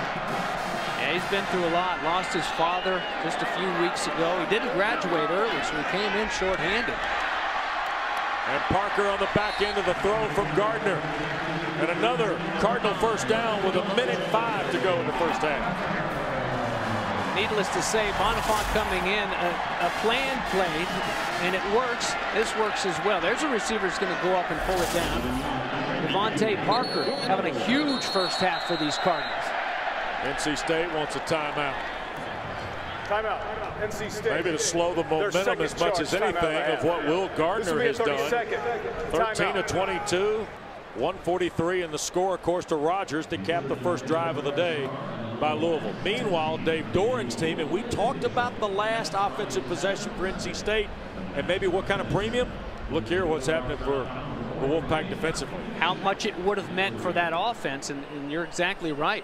They have got to find a way to get this offense off the field, get away, 7 at the most, hold them to a field goal, but you can't let them get into the end zone. Well, how about this guy? And the return of Devontae Parker today, James. What a boost. Well, number 9, a senior now, missed 6 weeks with that broken foot. He comes back early and often. They go to him, and he is not disappointed. This hometown crowd, when they saw him go out on the field, second play of the game, they let him hear it. Welcome back, number 9, and just showing you here in his first game back what he does. Led this team in touchdown receptions, freshman, sophomore, and junior years. Out of the timeout, Gardner flushed to his right, throws incomplete. NC State again, building pressure. Arius Moore has played very well in his first collegiate start today at linebacker. And boy, NC State, Dave Huxtable has kind of been picking and choosing spots here, James, but he's hit the number most of the first half. And you talk about new, number 58 right there. He's as new as it gets. When you say Bonifant didn't graduate early, it means he didn't come in January, but he was there all summer. Arius Moore came in for 2 days, so he's learning on the fly, doing great. And here's Dyer shooting through. Michael Dyer inside the 10, brought down at the 3.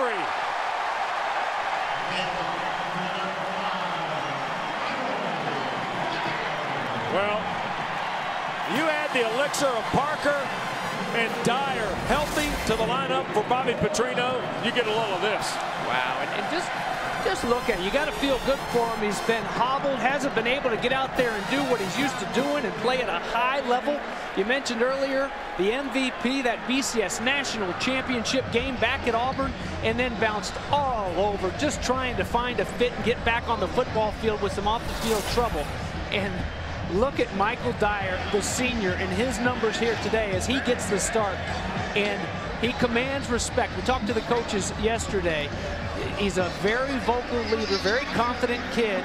And these guys, look at everybody going over and patting him on the hat. They're fired up for their senior running back. By the way, he and Parker have touched the ball 16 times here in the first half. 18 times, actually, if you add all the numbers up. 178 yards of offense between the two guys. because Dyer's got a catch in there, a couple of catches in there for 8 yards. Parker's got 7 for 111. Dyer's carried the ball 9 times, 59 yards. And 2 seniors, and you need that senior leadership when you've got a freshman and a sophomore at the quarterback spot. Parker and Michael Lee Harris, the 2 receivers here for Louisville. That's Tobridge, the second tight end, in motion. Dyer the carry. And does not get in. Boy, Brandon Pittman, 39, running to the football. Pittman, another backup linebacker. Pittman, a junior, though. He played a lot of ball last year, had 7 starts and 62 tackles. Goal line situation. Bobby Petrino and these Cardinals have been there before. It was a goal line stand and a win by a nose, if you will, for the Clemson Tigers in Death Valley last weekend. They have got it, getting the paint right here. Give us Dyer. State is right there. B.J. Hill, a freshman from Oakboro, North Carolina, stops Dyer behind the line, and a timeout taken by Louisville.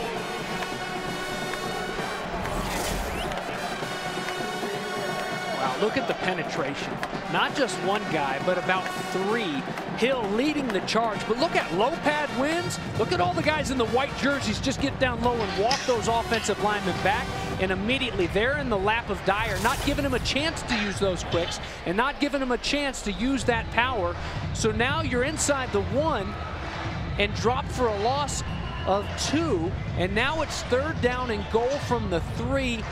Eerily similar to the end of that Clemson game. And remember, 3rd down and short has not been a good situation for Bobby Petrino's team. They were stopped 4 times on 3rd down and short in the 23-17 loss at Clemson last weekend.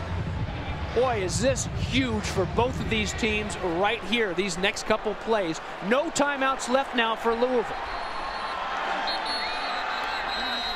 And now Stuart Mullins will tell us about an NC State timeout, I think.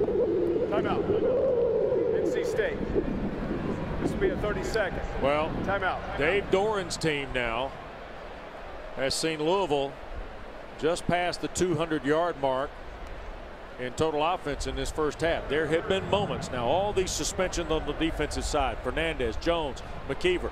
The Wolfpack's kind of held the rope a little bit, with the exception of a couple big plays. Well, absolutely, and they've stiffened. They've given up a few plays here and there, but that was the first time they saw that diamond, that diamond bunch look right from Louisville. And it's, you know, Bobby Petrino's always going to formation you to death. See what you got and come back to a few of these things he feels like he's got a mismatch. And first time they've seen that, I wouldn't be surprised if it looks completely different when they break this huddle here. But they've got to find a way to get in there here in 2 scores. So to the gun, Gardner goes. He'll throw again. And caught. Kai De La Cruz, the touchdown.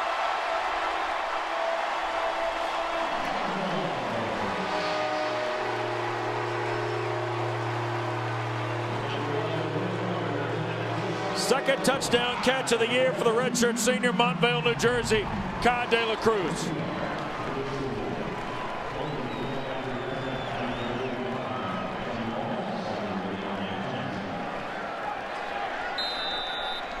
And Wallace will try the point here to make it an 11-point game.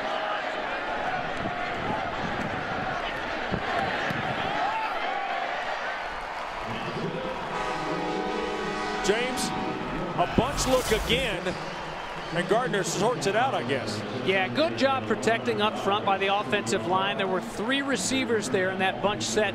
And watch, they're just going to clear it out. And bringing it right back in. Nice whip route by De La Cruz. Everybody else clearing the way. Wow, hey, Malden isn't the only one getting a little red dye. Well, just can't see it. Doesn't hang out underneath the helmet of Kai De La Cruz. What a big touchdown. And it all started, don't forget, by that Lorenzo Malden-led defense. It was an NC State team that was moving deep into Louisville territory. A stand by the D with plenty of time for their offense to march right down And what a turn of events right before going into the halftime locker room. NC State's going to get the kickoff to open the second half. And now they trail by 11, Wes. 14-24 is Gardner, 146. A couple of scores here in the opening half. And the kick by Wallace. And Matt Days will watch it bounce through the end zone. State will have it at its 25 with 21 seconds left. And Dave Doran, like Bobby Petrino, out of timeout, so he may just get a kneel of the football here for the Wolfpack. Remember, they'll get the kick to start the second half as well, will NC State. There's the brain trust, Garrett McGee, Bobby Petrino. A quick look at the Atlantic, and you see where Louisville is. 2 games back of Florida State, 1 back of Clemson. And of course the Knowles here a week from Thursday night. You don't think there'll be a show for that, do you? Halloween weekend too. Oh wow, this place will be ripping and roaring. Tigers lead by a field goal at the break at Chestnut Hill. And here is Thornton. It's first half for Shadrack Thornton. As D'Angelo Brown makes the stop for Louisville, and that will get us to the end of this first half. Well, the Cardinals get the Gardner touchdown pass going to the locker room. And Louisville leads 17-6. Hans is with Bobby Petrino. Yeah, Coach, you start off with an impressive drive. You punch one in before the half. What did you do in particular on those 2 drives that you didn't do in between? Well, we converted some third downs and we made some plays in the passing game. As long as we protect the quarterback, I think we'll be all right throwing the ball. And things on offense a little bit easier with number 9 back on the field. It certainly does. He's a great weapon, you know, and pretty soon they got to start rolling the coverage to him. Hopefully that'll open up our run game. Okay, Coach, good luck in the second half. All right, Hans, thanks. Thanks to Bobby Petrino. 11-point lead for the Ville at home at the break. In the homecoming court. Yeah, Lorenzo they introduced him at halftime. The finalist for Homecoming King. He got robbed, though. He should have been king. His defensive coordinator calls him king of the jungle. Yes, he does. I think I'd rather be king of the jungle than homecoming king on that football field. Wallace will kick it away.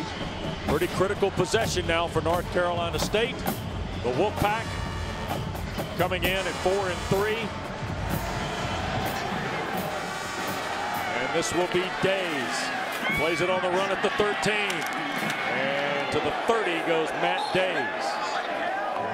And that's where North Carolina State will go to work. And Jacoby Brissett, some highs and lows in half number 1. Absolutely. That was a 4th down play. Keith Kelsey with the big stop. They don't convert on the opening drive. The pressure has been there. 1 sack, 2 tackles for loss. And it's receivers that haven't been able to get open. It's been a run game that was there early, but it's also, Wes, been a run game that they've abandoned the last couple drives. They need to get the ball going on the ground. You've got to get that defense respecting that run game a little bit more, fearing it a little bit more, so it'll open up the outside. And a first down give. Shadrack Thornton runs into Keith Kelsey, the linebacker, and Gerard Holloman, the safety. Maybe a yard to the 31.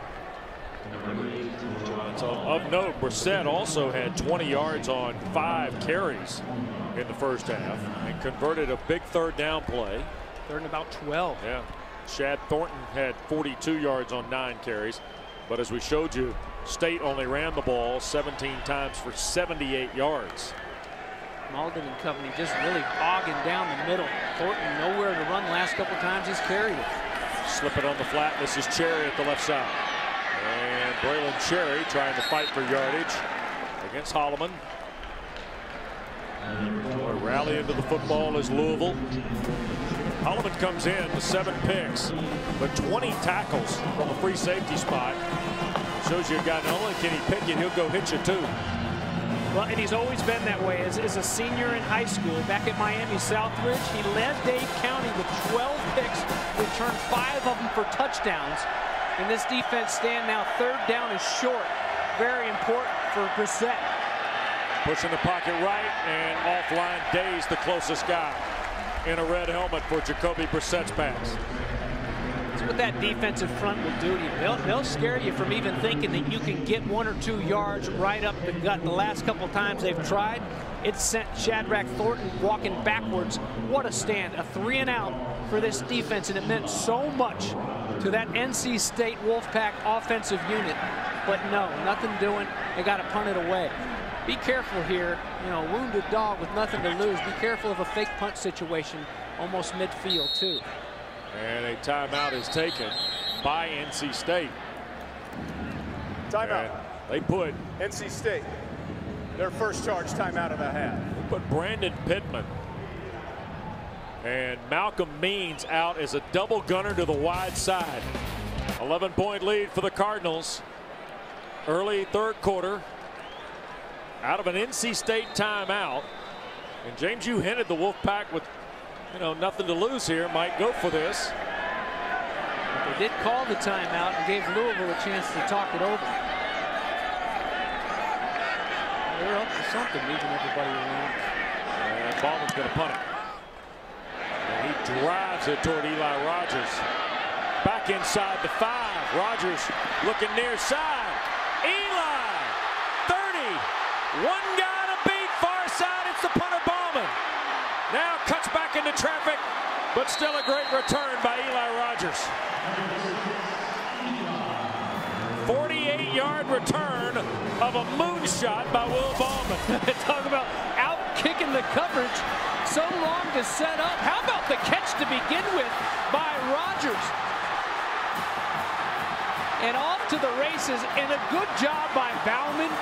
He just find a way to take the proper angle. How many times do you see a punter just take an awful angle, but he takes the right angle and at least gives his defense a chance, but still damage is done. And to start the second half, it'll be a drive to start in NC State territory for Gardner and company. 48-yard return and a one-hand grab on the far side by Gerald Christian, the tight end. Watch this catch, Wes, to go back over your shoulder. That's a little Willie Mays. It is a little bit. And then to turn blindly and to get into it and head and look at the blocks. Everybody's staying on their blocks. Wow, look at all the bodies picking them up. Special teams hasn't been beautiful for Louisville. Last week especially was pretty ugly. They had a fumble on a punt. They had the punt return for a touchdown against them for 72 yards. That was the difference in the game. They played pretty well here today. Here's Michael Dyer trying to add to his totals. Got 10 on first down after the great catch by Gerald Christian for a first down. Now Dyer's up to 69 yards on 12 carries.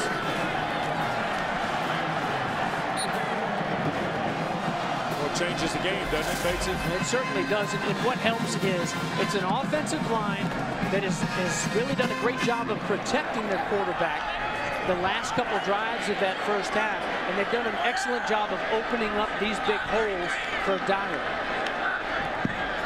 First and 10, and that time the Wolfpack bottle up Michael Dyer. Big fella is Thomas Teal, redshirt senior, Bennettsville, South Carolina.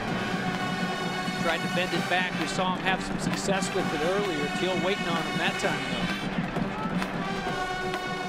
Teal now, he's built for business inside, isn't he? They've got some big guys. You know, T.Y. McGill, who isn't playing today, he looked really good against BC. Second down, Gardner. And dropped. De La Cruz, who had the touchdown right before the half, juggles that but cannot complete the catch. There have been some drops that have been right on the money. This one a little bit behind, but De La Cruz, he's got to hang on to that. He hangs on to that, he's got a chance to go put it into the end zone. Louisville, 8 of 33 in their last 2 games on third down, is 5 of 9 today. They were hitting under 34% against the conference in 5 league games coming in. And this is, unless they want to work on a field goal, this 2-down territory. The coach loves to go for it on 4th down. Loop for Parker, came back for it and broken up by Burris. Pretty good play by Justin Burris at corner. Well, we've seen it a couple of times. Tocho had a nice play on Devontae Parker at the other end in the first half. See the separation, though. See how sly Parker is? Parker slips back underneath, ball thrown a little bit short. And you got to be careful that you don't lose contact with that receiver. You got to know where that body is. That space can cause a lot of trouble. They get away with it right there. So they will try to kick it and make it 20-6. Wallace hit earlier today from 40. This is 37. And from the center of the field, he missed it. Pushed it to the right. So the missed field goal by John Wallace is his 3rd miss of the year. And this Papa John's Cardinals Stadium, a great venue for football, huh, James? They need to crank it up right now, this hometown crowd behind the nation's #1 defense, and get a big stop. If they can stop NC State right here, it's going to be a tough hill to climb. They need to get some momentum going here, the Wolfpack. Brissett slings it out in the flat, far side. Here goes Cherry. And Braylon Cherry down the far side to the 40-yard line. That's a 20-yard play. Jacoby Brissett to Braylon Cherry. Holloman and Sample make the play. Huge. Great job of the guys outside staying on their blocks and just holding on for dear life, but unable to drop them. Look at Holloman going after that football. He didn't get it there. There's the big hit coming across, of course, by the big hitter from the safety spot, Sample. But a great big pickup. NC State needs something to go their way. They didn't look very good the first series of the second half. Play action, pressure coming. Brissett's got to throw it. And took a deep shot for Jalen Samuels, the 240-pound freshman fullback who was on the wheel route down the far sideline. Well, like I was saying earlier, this Bobby Petrino, he will sneak those backs out all day long. When he knows you're in man coverage, those wheel routes, he's been so successful with them over the years. And look at Lorenzo Malden just drive Brissett into the ground. Brissett, tough trooper though, popping right back up. But now you've got a 2nd down and 10. You got to put a little dent in this one now. You don't want another 3rd down and long. Kind of hit there, put you in the tub tomorrow. 2nd and the full 10, and Matt Days picks up half of that. They'll leave the pack for 3rd and 5. State, after today, will get their first bye week of the year. Dave Doran will be very quick to tell you they played 8 straight before the bye, and then at Syracuse on the 1st of November. Doran in his 2nd year is what battled a ton of injuries last year. Inconsistencies through this tough stretch have also hurt his squad.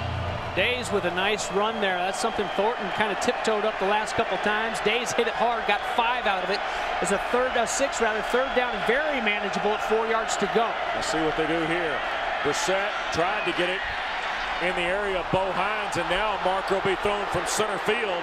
A couple of them toward the neighborhood of Terrell Floyd, the corner. Gosh, it took a while. I wasn't sure he was going to get one, and bodies. The guy's still tangled up back at in the backfield. This is going to be a 1st down though. It's going to be pass interference, I think. Bobby Petrino. Pass interference, number 19 defense. The ball will be placed in the spot of the foul, automatic. 1st down. And the native of Montana, graduate of Carroll College, played for his dad there, is a fine quarterback, 2-time NAIA All-America. Is fired up with this officiating crew after the penalty gets NC State a 1st down. 3 penalties on Louisville today. Pack will take it any way they can get it.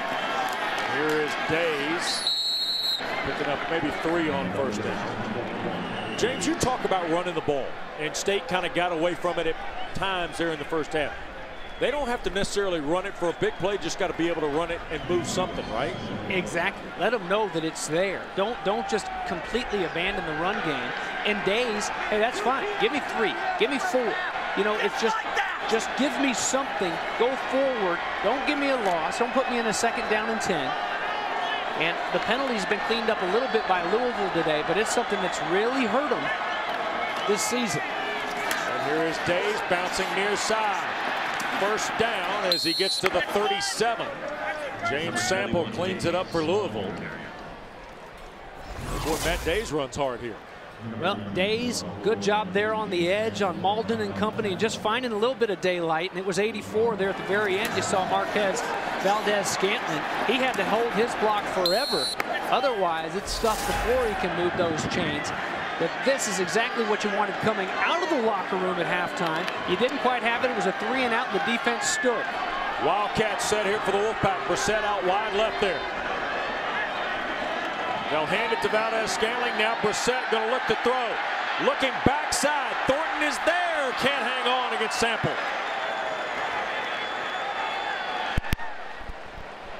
So a little strategy here by the Wolfpack. How about all that goes on and Sample sees what they're trying to do to him, puts his head down, and he's lucky. He's a little bit early there to try to rip through those hands, but still, you know what? He's going to find a way to at least live to play another down. And if you do get a flag thrown, fine, but at least they don't score an easy touchdown. But that's impressive to see what they're trying to do to you, recover and make up for all that space that was there in between him and the back. That's Creasy in motion out of the backfield. Brissett under duress, in trouble, to his right, and he'll be sacked. And that's Malden.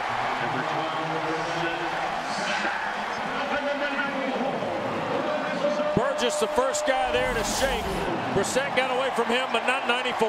Yeah, 94 just has to flatten out. Burgess can't quite drop him, but it's tough to get out of the paws of big 94. And, you know, he left the game earlier, Wes. The last couple weeks he's had to go out. He's come back in with a vengeance each time and forcing a big 3rd down and 13 now.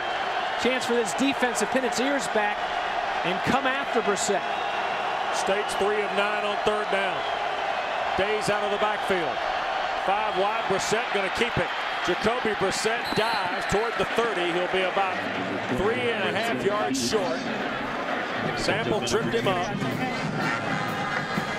And the Wolfpack is going for this. Nope, they're going to kick to Sadie.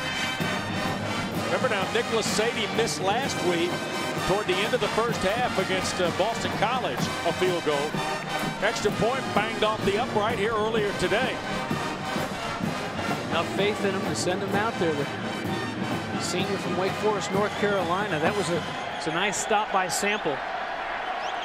48-yard try for Sadie. And it's good. Longest field goal of the year for the senior, Nicholas Sadie. And 2 shy of a career mark. But as you said, James, Dave Doran keeping the faith in his veteran kicker there. And now NC State is to within 8 at 17-9. But State may have had a little bit more in this possession, but Lorenzo Malden took care of that, didn't he? Well, defensively, a guy that they'll line up all over the field. He played every snap last year with his hand in the turf as a defensive end. Now you'll see that sometimes, but you'll also see him lining up in a 2-point stance. A good rusher. Here's where, that's the play actually right there where he hurt his shoulder. Had to leave the game. Remember, he missed spring ball. Here's where he drove Brissett into the ground earlier on that drive. This time, no getting away.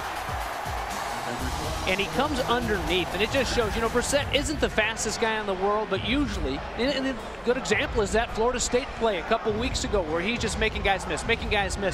Malden, he has such a burst and so much range. It's almost like a Clowney.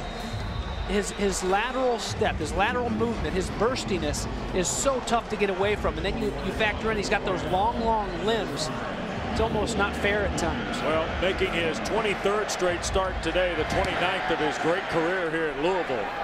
Malden now 11.5 tackles behind the line and 6 sacks.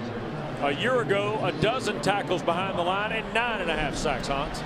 Well, guys, at halftime, Louisville came out about 6 minutes till kickoff. About 1 minute and 10 seconds before they kicked this thing off, NC State was still in the locker room. The officials had to go get them. Turns out Coach Dorham was just giving them a little extra talking to. So far, it looks like it panned out, a missed field goal. They just moved the ball down the field. We got a 1-possession game, fellas, so maybe that extra talking did them some good. Well, prayer meet for the Pack. Louisville starts off its 25. And on first down, here is Dyer, and brought down by Arias Moore.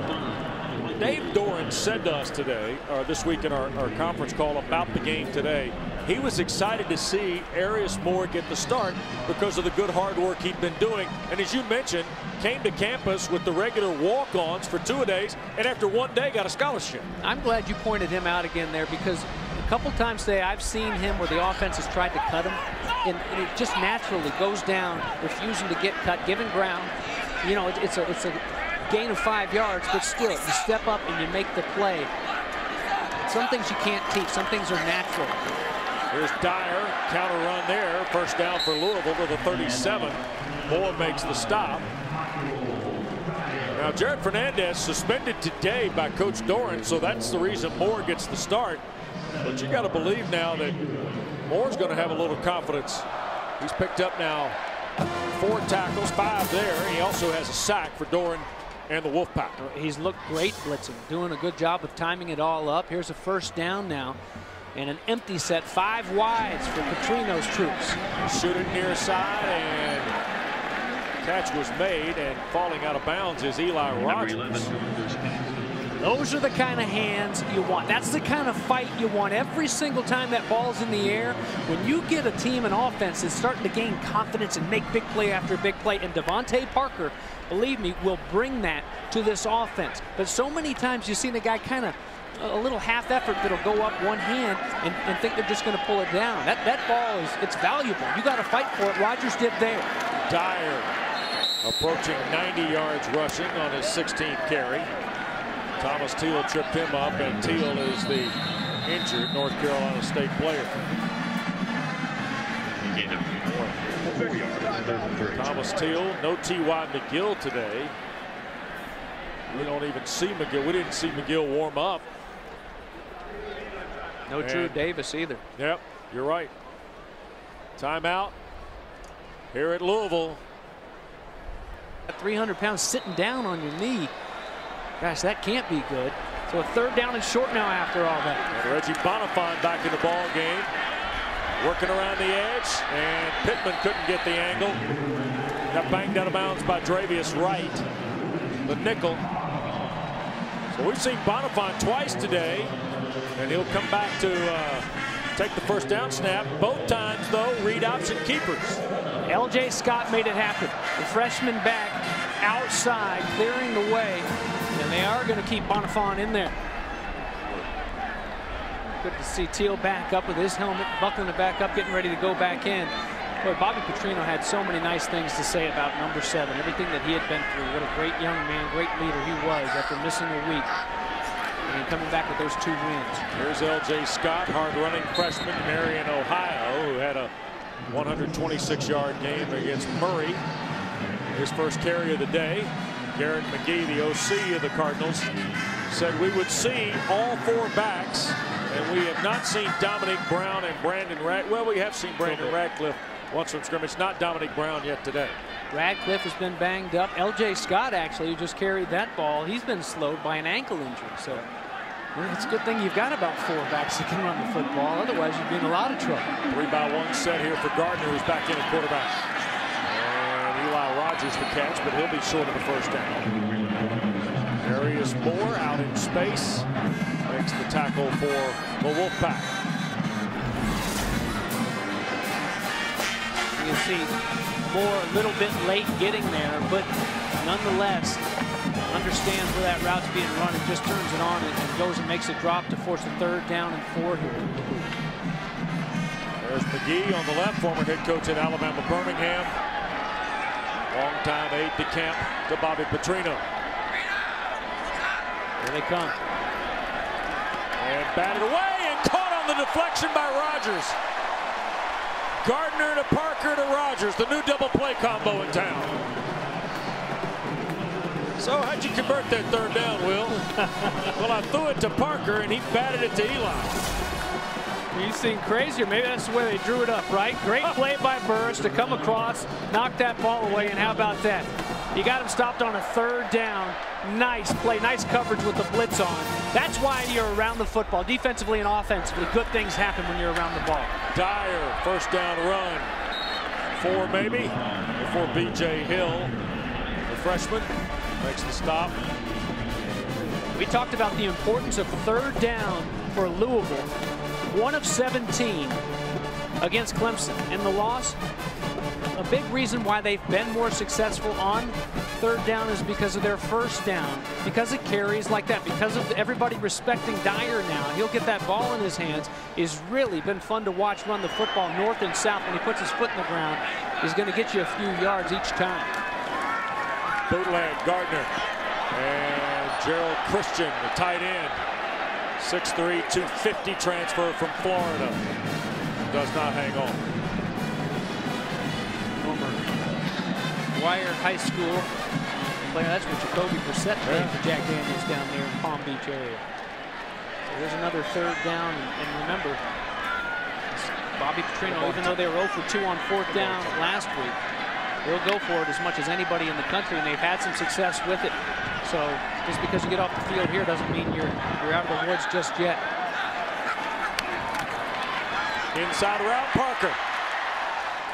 What a return for Devontae Parker to the 22-yard line. Jarvis Byrd makes the tackle for State. Well, they've slowed them up a little bit in this second half, but here again, this is what's the touchdown, where the touchdown came from earlier. And it's that inside. You got to take away the inside. There's nobody there. Nobody dropping into any sort of zone whatsoever when you got a blitz on like that. 3rd and long, they brought the house just as they did on the first touchdown of the game. And that time it was Burris that let Devontae Parker get inside for the easy completion, and they moved the chains again. 8 for 124. Gardner slip, ball loose. State's got it. Arius Moore. Big fella cuts back. Needs a block. Got one. And Arius Moore circling to the backside, and he scores. 74-yard fumble return for Arius Moore. How's this for a first start? Monday morning, he wakes up, has no idea he's going to play much in this football game. The ruling on the previous play is a fumble. Plays under further review.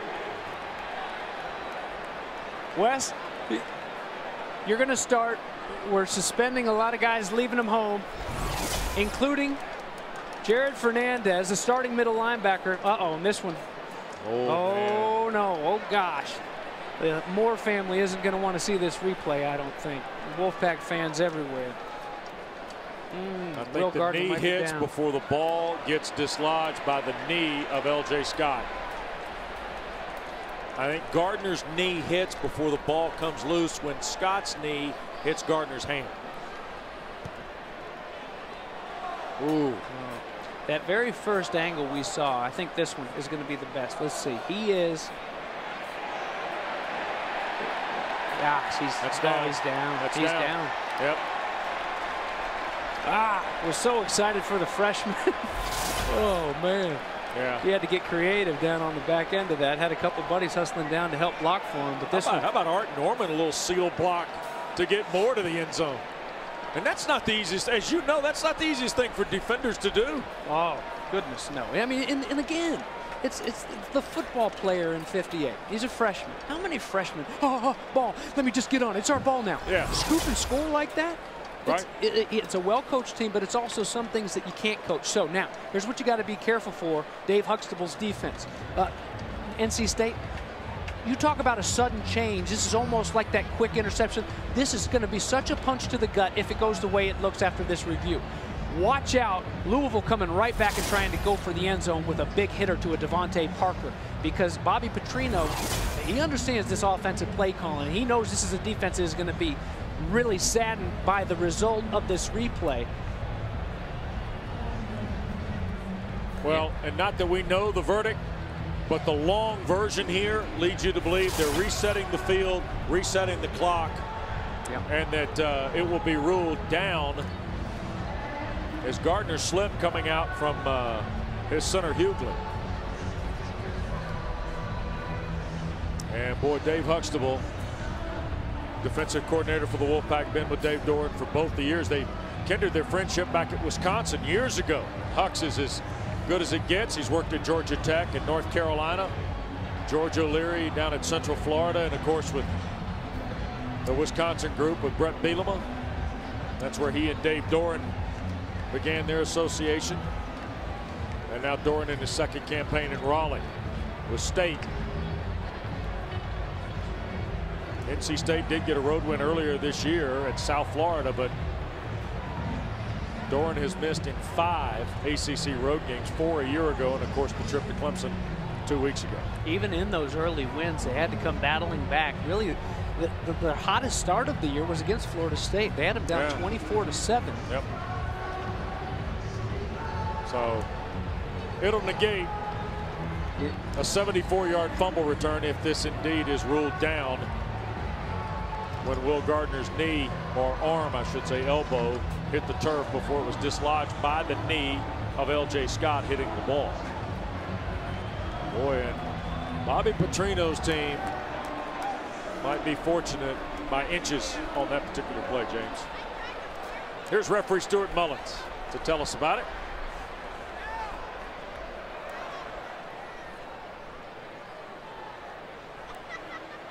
After review, the ruling on the field is being reversed to the runner being down. It will be second down and 15 at the 27-yard line. Please reset the clock to 1:37. 1:37 on the clock. Well, one more look at it, and just as we expected, much to the chagrin of Pack fans and the freshman middle linebacker in his first start, Arius Moore, and all his buddies that helped to pave the way down the field. So now, what are you going to do with this sudden change? NC State defensively. Look at Dave Doran. Well, in a team looking for an energy play, they got one.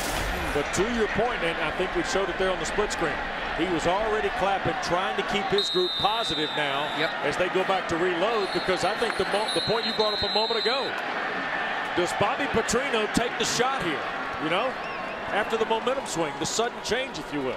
Well, Doran and his defensive staff certainly are over there reminding these guys the mentality and the mindset. This is when you got a team down, go for the jugular. Please reset to 1:37 and start on my signal. Thank you. You know, they're only human. It's good to go from the highest of highs. You're so happy for this freshman making his first start. Everybody chipped in, winded even a little bit after the break. Careful of that long ball. Parker and Rogers to the far side. Michael Lee Harris, the receiver, to the near side. That's Parker in motion. Give is Dyer. And brought down shy of the 20. Akeem Jones, free safety, playing up near the line of scrimmage, makes the tackle for State. When you watch James Sample defensively for Louisville, he's always bringing the punch to the offensive player.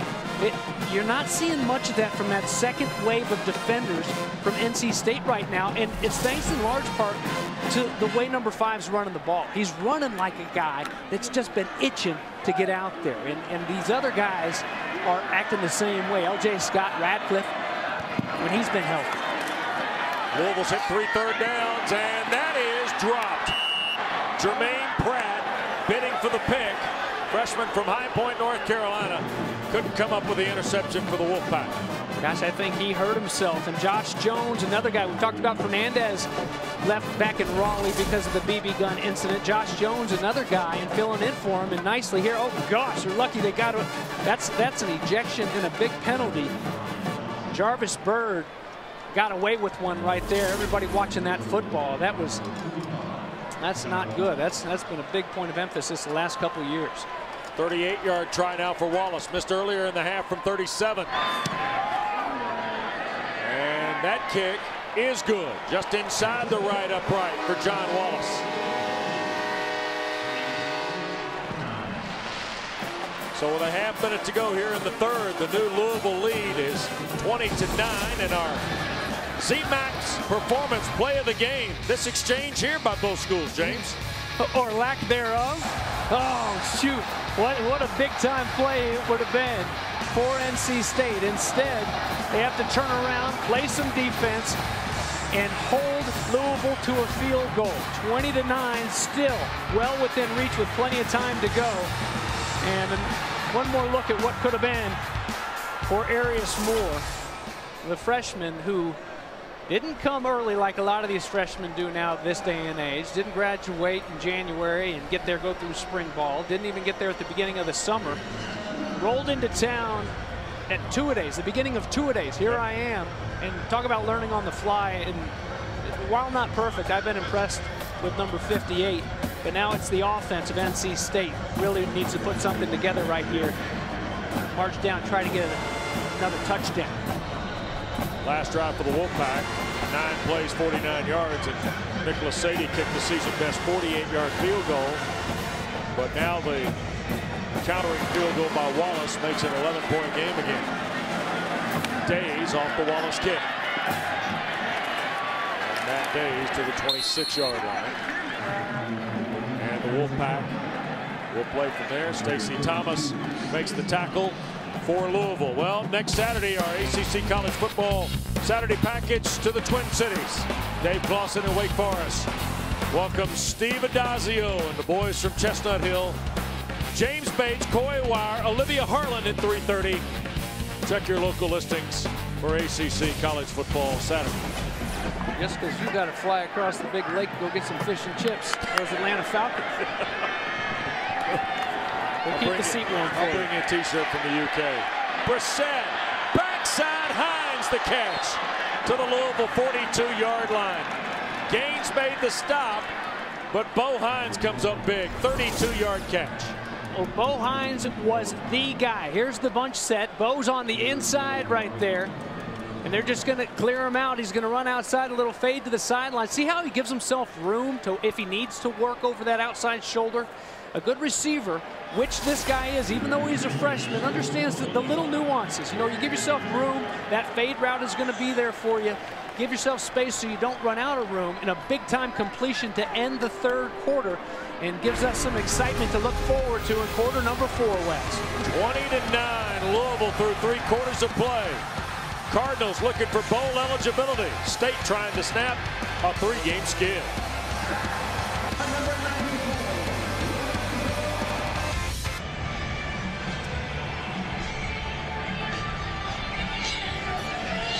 Our Hyundai game summary gets us started for quarter 4 in Louisville. The Cardinals with an 11-point lead on State. You see the 286 total for U of L, 211 for the Wolfpack. Third quarter, though, James, Louisville 81 yards on 19 plays. NC State 82 yards on 12 plays. Quarter ended with a 32-yard completion to Bo Hines. NC State trying to move it a little. Here's Days countering from the gun. Got a couple of yards to the 40. DeAndres Mount, senior, Fort Walton Beach. There's a good look at 48. Walking through the picture with Matt Days. Sheldon Rankins, too, just stood him right up. The offensive lineman, nowhere to go. As it's happened so many times for these backs of NC State here today. 2-yard gain. Second down and 8 now.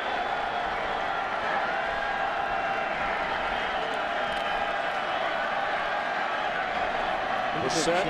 Yeah, a little pistol set here for Brissett. And that's Greenwich, his fine tight end, who caught the touchdown pass in the first half. Brissett on the keeper. Stepped out of one and dives close to the first down stick at the 38. Charles Gaines.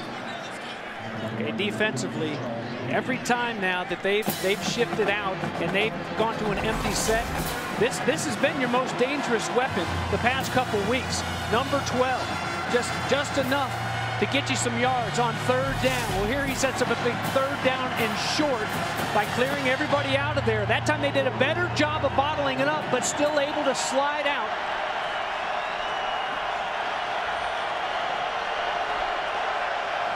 That's Days coming out of the backfield. Kelsey showed blitz. They'll hand to Thornton, and I think he'll have it. We'll see as they unstack near the 32 of Louisville. And it is a first down, according to referee Stuart Mullins. Batu Valle is having a tough time with his shoulder, holding his arm again. See that, you know, Kelsey, that time he tried to time up that blitz, showing him that gap. And what can happen, whether you're faking it or not, is just the simple fact of kind of coming out of it a little bit. You get on your heels, and it's tough to step up and stuff a run on a third down and short like that. So a fresh set of downs here for the Pack. Here's Brissett. Oh, a little underneath route.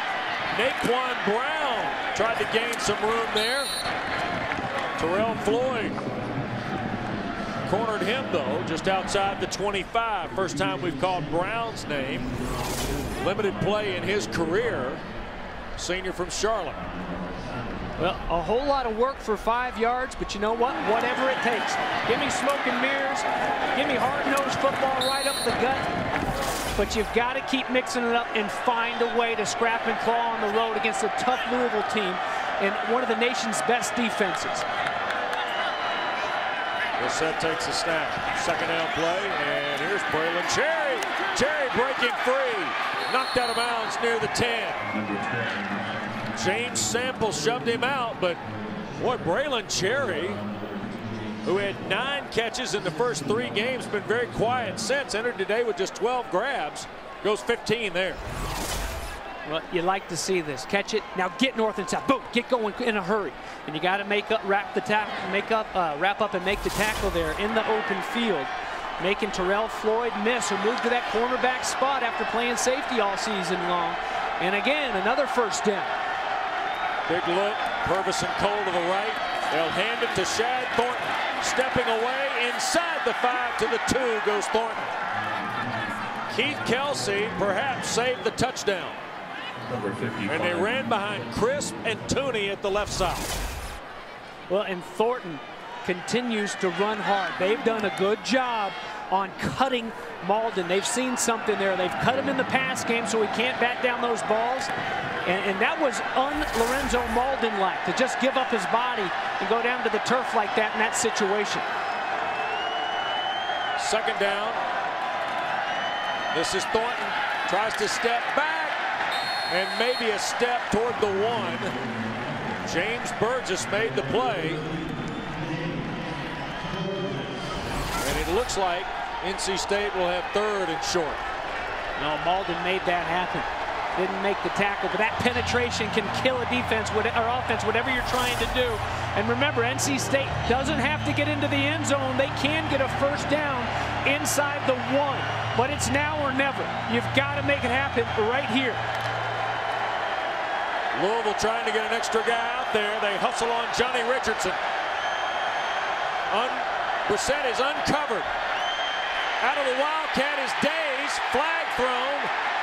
And Days is sacked. Brissett was uncovered on the left side, and Louisville blitzed Matt Days. Personal foul, face mask, number 94. Oh. Defense, half the distance to the goal, automatic. First down. Wow, you talk about bailing somebody out. That was ugly from the very beginning. A huge stop in a guy that's gotten so much better with his hands. A little too good with his hands here. Oh, and they called it a personal foul. That's must have happened very early in his pass rush, huh? Well, I don't know. I was waiting for it. Never really quite saw it, but first and goal nonetheless. Brissett back under center. Days is the lone running back. Brissett on play action. In trouble, sacked. James Burgess, 4th sack of the day for the Cards. There's the difference in speed, and there's the speed showing up in this defense. You might be able to trick this defense, slide by him to get a few up the middle, but you're not going to beat James Burgess to the corner. Look at him get outside, and if he doesn't make that stop, you know what? There are 2 other guys wearing those Cardinal uniforms that are going to make it for you. That's one thing about this defense. They swarm the football so many times this year. If one guy misses, it doesn't matter because there are a bunch of other hats there. Sheldon Rankin's down right now. We'll check on him. Well, out of the NC State timeout, the Wolfpack will have it 2nd and goal inside the Louisville 10. And James, look at these numbers in ACC play for Louisville defensively. State's had some success here today. They absolutely have. #1 defense in the land. Careful now. Remember, Todd Grantham's defense has to know if this offense goes empty, you got to watch Brissett on the sneak. Brissett lobbing end zone. Brown can't come up with it. Naquan Brown in there today. Remember, Alston and Ramos suspended. So some of the reserves getting some reps. Well, and never quite finding the ball, Jermaine Reeve. Back at that safety spot. You see the brace on his right knee, but still there in the hip pocket of the receiver to help aid in the incompletion anyway. A 3rd down and goal now. It was once 3rd down and 1 from the 2. Tight end to the right. Louisville brings pressure. Brissett trying to buy time. Alludes to his right. Jacoby throws end zone. Batted away and a marker down. It's a hold. I think it's going to be a hold on NC State. See if Louisville takes the penalty. Greenwich, the intended receiver, the tight end. Or will Bobby Petrino decline this? Hold it. Number 71, offense. Penalties decline. 4th down. You decline it. You don't want to give them one more down. They need to go in here. They haven't been able to get into the end zone and just kick it away. But it's great job standing by this defense. Gaines knows how to get away with it. Best cornerback on this team. Look at him. Yeah. He's got to learn though. You don't throw your hands up saying I didn't do it in case anybody was looking. 25-yard try will be for Sadie. Could cut it to 8 if he converts this. Hit earlier today from 48. And this one on the tight angle, right to left is good for Nicholas Sadie. So the Wolfpack to within 8. 4th quarter from Derby City. Continues in a moment. Gosh, you absolutely hate to see that. 5 tackles, a sack, behind the line play as well for Malden today. And that time Sadie scribbling along the ground, and Charles Stanberry, the 3rd tight end, takes it back across the 30. Now the Cards, #1 in the land defensively, and they've had some moments here today. Oh, they certainly have. They've been in the backfield disrupting things, not letting Jacoby Brissett slip out like we've seen him do so many times. And then a 3rd down and 1 from the 2.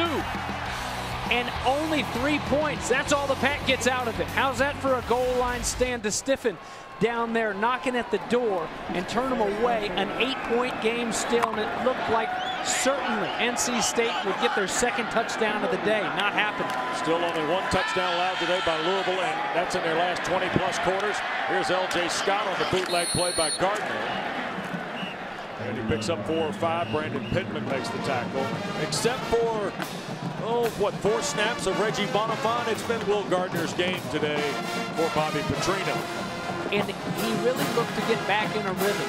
Bobby Petrino mentioned right before he got hurt a few weeks ago, things were really starting to click for him. He was understanding where everybody was in this offense. He was throwing the ball well, good release. And just when that happened, he got hurt. And then he came out and had a couple underthrows. It took him a while, but he looks good. The offensive line's giving him time, too. Give is Dyer. Michael Dyer over 100 yards as he reaches midfield. Niles Clark, redshirt sophomore from suburban Atlanta, makes the play for State in the secondary. 19 carries, $107 from Michael Dyer today, James. Just pounding. Radcliffe a couple games ago had back-to-back 100-yard games. Guys up there catching. And you're not going to be able, teams are going to find out in a hurry now that number 5's back. You're not going to be able to drop them just by standing up and giving them a nice hug.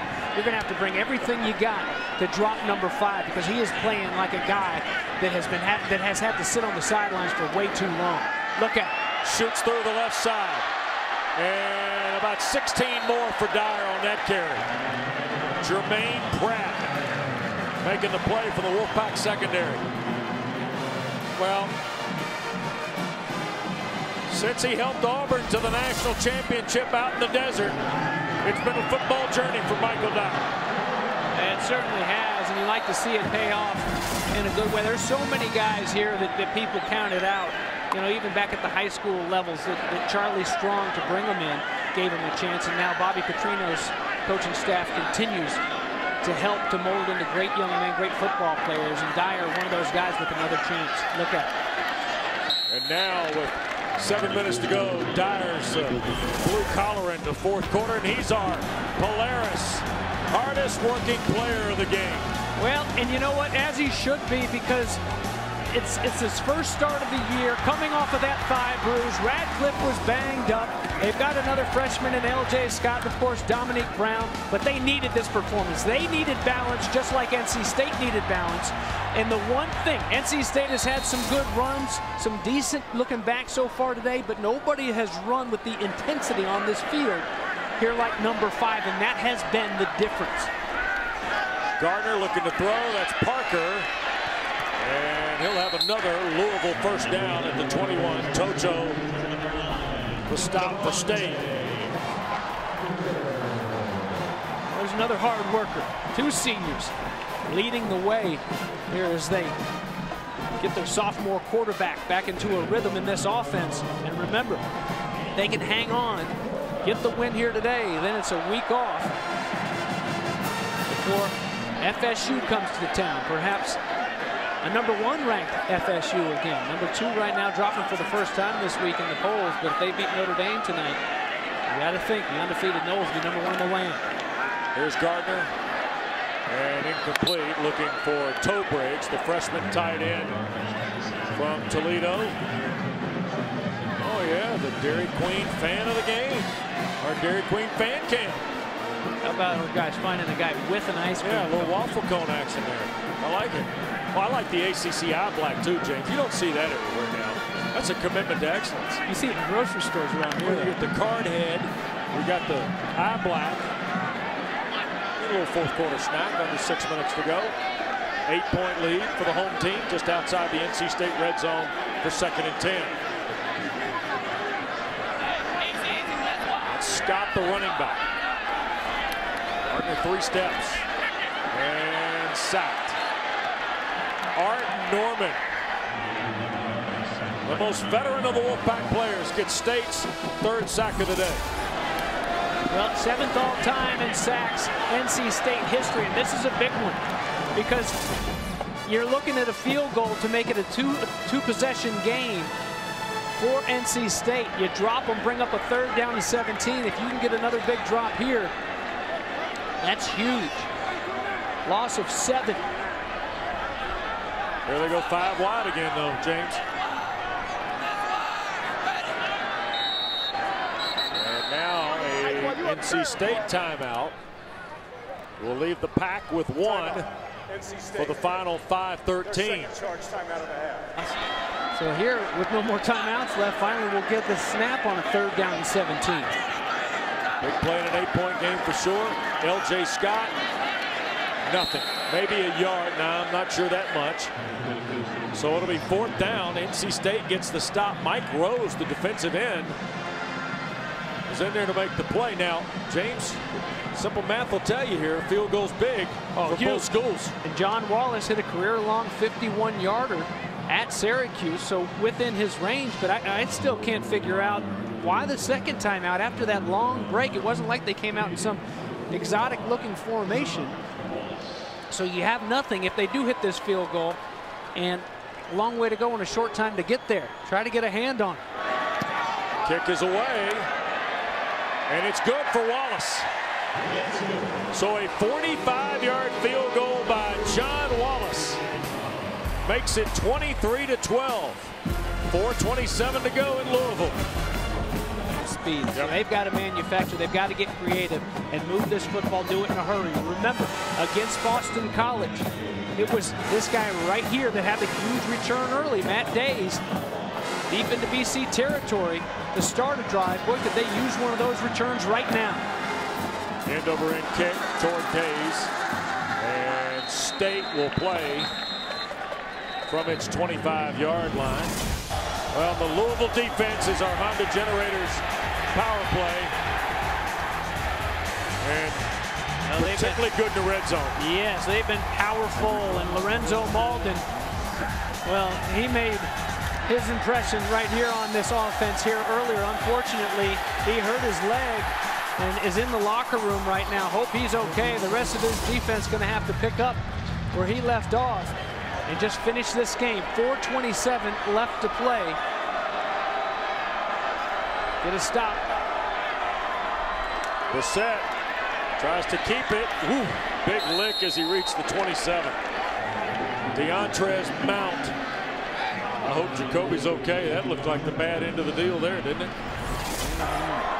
Here it is. Oof. All these guys, they come up and hit you. That's one of those 4 linebackers now.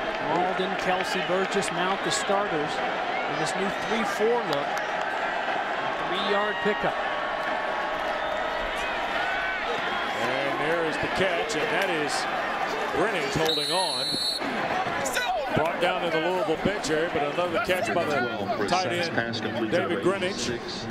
Sample and Kelsey shove him out of bounds. But you see by that first down play kind of where they're at offensively from a playmaker standpoint. When that's what you got on first down is that design quarterback draw, because it's been Brissett that's bailed you out time and time again. Just the big play, the arsenal isn't quite there yet. Yep. And a flat route, and the catch made Cherry. First down play, though. Number 12, just beyond the 35, Terrell Floyd the tackle. Samples had another big day. He had 14 tackles. The interception last week at Tigertown. He's got 11 tackles today for the Ville. Ville defense not quite set. Taking advantage of it here. There's Hines down the far side. Bo Hines looking for room to the 22. How about Hines, the craftiness? Everybody thought he was going to step out of bounds. The receivers continued to block down the field. They're fighting away to make those blocks. That's unlike Gerard Holland. Holland has got to come back from the outside to just get in on that tackle. And Brissett will throw this away. Louisville got some backside pressure from Mount again. Well, Devontae Parnell saves the touchdown here a moment ago on the throw to Hines, but that time Mount fought his way through. Brissett 16 of 27, $181, the first half touchdown to Greenwich. Now with 2:37 to play, out of timeouts, NC State trails 11, James. And you're close to bringing some drama back to this, huh? Absolutely. You got to have a field goal either way, but you eventually got to put it in the end zone, which they've been able to do. Pressure coming. Burgess. Brissett stepped out of it and threw the ball out of bounds. Greenwich was down the far sideline, but boy, Burgess really built pressure again. In the secondary has done such a good job of sticking on these receivers when Brissett is forced to get out there and buy some time. And watch how these guys go after that football. You know the tackle's secured, or what you thought was anyway, come raking across trying to knock that ball free. 3rd down and 10 now for Brissett in this offense. Boy, do they need a touchdown. They don't want to settle for that field goal right here. Get the onside kick and then try to kick that field goal. Brissett down the field. Caught! Touchdown! Greenwich again. 21-yard touchdown throw. Jacoby Brissett to David J. Greenwich. This is what's exciting about Brissett. Look at this ball. You see flashes of, wow, this guy can be a pretty good quarterback. Look at the touch and the mismatch. You find a mismatch, you've got man coverage, a linebacker on your great big tight end, 6'5", 270-pounder, and to finish it off, how's that for strong hands to go up and pull it down? And yes, partner, we do have a football game here as they line up to try to go for 2. And Bobby Petrino races from the Louisville bench to the bottom of your screen to get the timeout call. And Serenier, and then you got Nick O'Leary getting ready to go tonight for FSU against Notre Dame. Don't forget Walford at Miami. Make our man Algie Crumpler proud, wouldn't it? Mm-hmm. Here's Brissett on the 2-point play for Brown. Got it. Wow. No, didn't hold on. Looked like Naquan Brown had it. And then out of the field of play, couldn't hang on against Terrell Floyd. Well, it doesn't mean anything anyway if you don't get this onside kick. So now you regroup. Oh. All right. Well, they're going to look at this, but this is, Wes, I think this is a catch. There's the possession. There's 2 feet down. They're going to go back and look at this ball. Let's see it from that other angle, because that ball stripped away. Certainly look to have complete control of it with the 2 feet coming down. You only need the 1 in college football.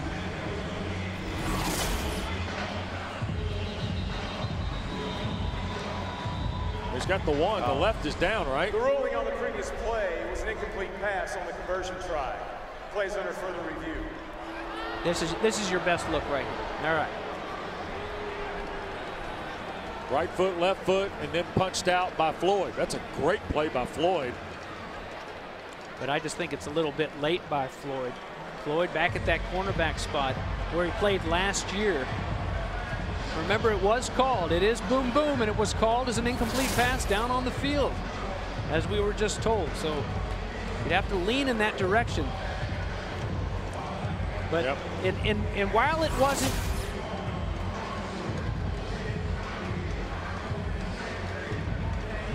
there's your possession. You know, it's not tucked away, but it's under control. The interesting part here, and that's the moment you mentioned, is that ruling on the field was incomplete. After review, the ruling on the field stands. Yeah. All right, well, you're not here to tie it and hope you win. You're here to win it. So get this onside kick, and it gives you a chance to go down and get your first ACC win, to do it on the road. Well, and you can tell Naquan Brown is really frustrated and disappointed in himself as much as anything. He's getting a chance to play today. Senior from West Mac in Charlotte, because of some of the suspensions and other things in the NC State offensive unit, and doesn't have a chance to tuck it in and pull it in and make the play there. Right, and he's upset because he knows he had it. I mean, there's no doubt that if there's no Terrell Floyd around, he walks away with that. So here's your onside kick now. Now they shift. Sadie moves the heavy side to the right. Needs the skip, didn't get it. And the Cards fall on it with Dominique Brown, the running back. And here comes the timeout that you had to use after a timeout. Right. Last time Louisville had the ball, come back to bite you here. Quite frankly, James, Sadie didn't get the bounce here. Didn't get the high kick on the try here. You got to get the ball, and it goes without saying, you got to get the ball to jump. If you don't get the ball to jump, the chances of the kick team recovering it are reduced drastically. And if you're not going to get any jump out of it, you at least want a liner where you give yourself a chance to bounce off the receiver's pads. And that was as easy as it gets for a front line with a hands team. Dyer, no gain on the play. Remember now, NC State's out of timeouts after getting the touchdown a moment ago. Well, how about the drive to stay alive? Bo Hines and the guys block it down the field. Burgess goes for the strip. Incomplete pass. And the mismatch on the linebacker. Greenwich going up and pulling it down. 2-point conversion. Looked to be good, but a good job by Floyd to recover. And the senior puts it at now a 5-point game instead of what would have been a 3-point game. As this clock continues to tick away, they'll let it go all the way down on that play clock. And nothing there for Michael Dyer. So now under 90 seconds, it'll be third down.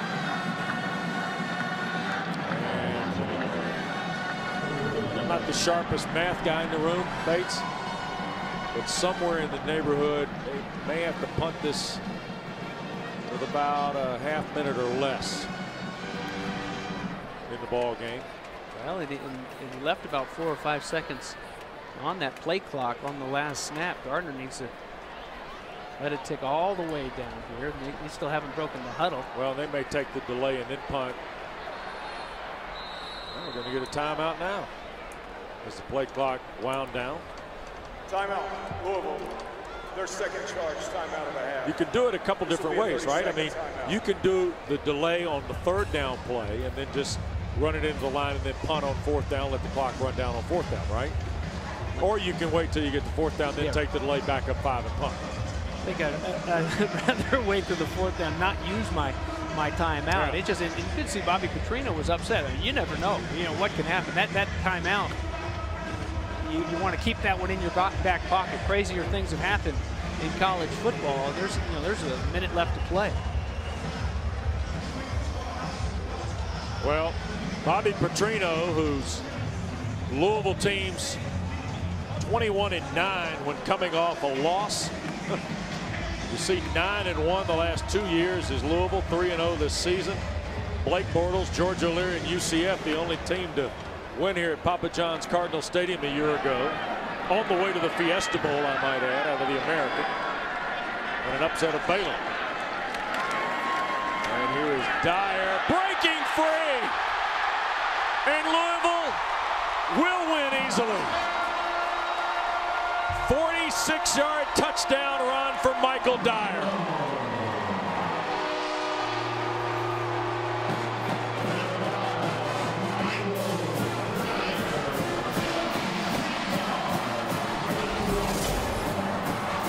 First start here for the Cardinals this year. First 100-yard rushing game and then some as a Louisville Cardinal. The senior Michael Dyer. Look at the big smile and all his buddies coming over to pat him on the back. It's been a long, long journey and hard work to get back out there. Even when he thought he was ready to go, the deep thigh bruise just sticking around and helping him stay off the field. But he came out charging tonight when a couple other guys got banged up. Look at that, 173 yards, and finally finds his way into the paint. And he has run like a man on a mission here tonight. The hole's there for him, and he hit that hole all night long. When he makes that little side shuffle, he hits it, puts those feet in the ground, goes north and south. Bam! It's been fun to watch number 5 go. Big time night. Boy, how about this? He had 180 as a freshman at Auburn.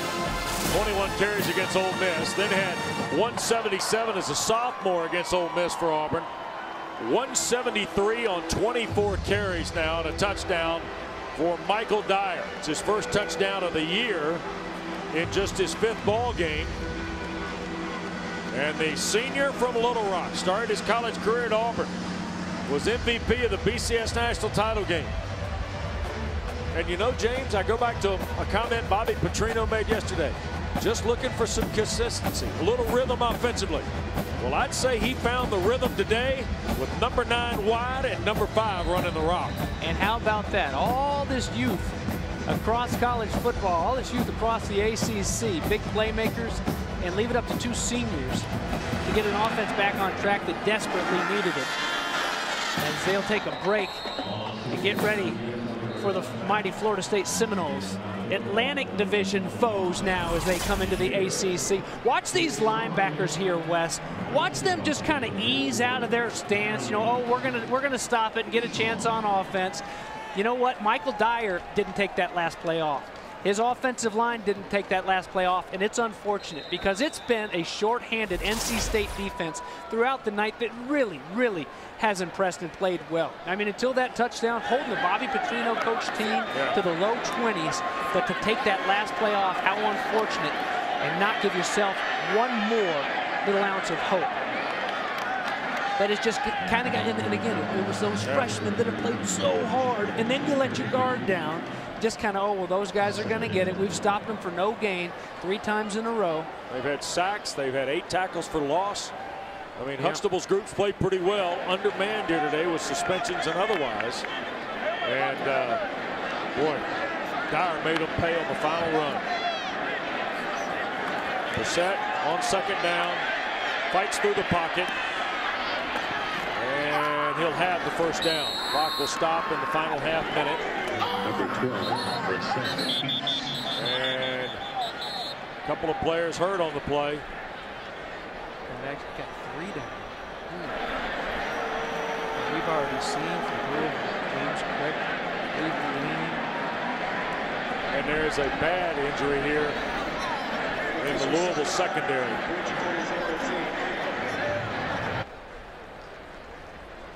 Lorenzo Malden helped in the locker room as well. Yep, and we got Burgess shaken up on the play. Rankins was banged up. Those fellas are off, but this right away you knew wasn't good for Brown. And a young man, we said earlier, getting a chance to play today because of the Wolfpack. Know how tough this is for senior Naquan Brown from Charlotte. And nobody playing the game likes to see this. And they are rallying to help the young man here in a tough moment. Well, and you see the senior from Charlotte, Naquan Brown, helped to the cart. A left leg, lower leg injury. and looked to be pretty serious when it occurred a moment ago on Jacoby Brissett's scramble to get the first down. Here in the final half minute at Papa John's, Cardinal. BC getting better and better. A lot of young guys. They gave Clemson all they wanted, and friends and family back home. Naquan Brown, just so you know, gave a big thumbs up and, and a couple claps for his guys, and a big round of applause from the Louisville football fans. So it's going to be okay. It's just a tough injury for him. Brissett underneath, crossing route. And the Wolfpack with Stephon Lewis across midfield. And State will hustle the football. Clock stops as they move the chains with 16 seconds left. Well, a week off for Dave Doran's team, and then a trip to the Carrier Dome on the 1st of November. A marker down, and here is Hines making yet another play. He'll fall forward, but we'll check the flag in just 3 seconds left, and it's against North Carolina State for an illegal shift. Well, here's what I was talking about, the chaos in the Coastal. Illegal motions. Offense. 5-yard penalty from the previous spot. And look at this, James. I mean, we may go to November 29th without a conclusion. Well, we did last year, went to the wire. And you know what the funny thing is? This team, and this team were a lot of people's favorites to win the Coastal. Yes, they were. And it's, you know, it really makes it fun. And Virginia playing some great defense. Tough road loss today, and they played some good defense, just not enough offense to get it done. David Cutcliffe's team, 2 big wins in a row after their only loss of the season at Miami a few weeks ago. The final play of the game. Brissett just going to launch one toward the end zone, and there's our first turnover of the ball game. An interception. Gerard Holloman's 8th interception of the year on the final play of the game. Was it 8? I thought it was 2. Go figure. He's a magnet. He's a pigskin magnet. Bobby Petrino, Dave Doran a handshake. Petrino's team, after a disappointing 6-point loss at Clemson last week, James, rebounds here with the return of Devontae Parker and the emergence of Michael Dyer. And it wasn't quite the #1 defense in the nation. Did a little bit of damage to NC State on offense, but stiffened when they needed to. Big question for Louisville. Can you get some of these guys healthy before the Noles come to town? But James Bates, Hans Heiser, a great crew. West Durham on a winning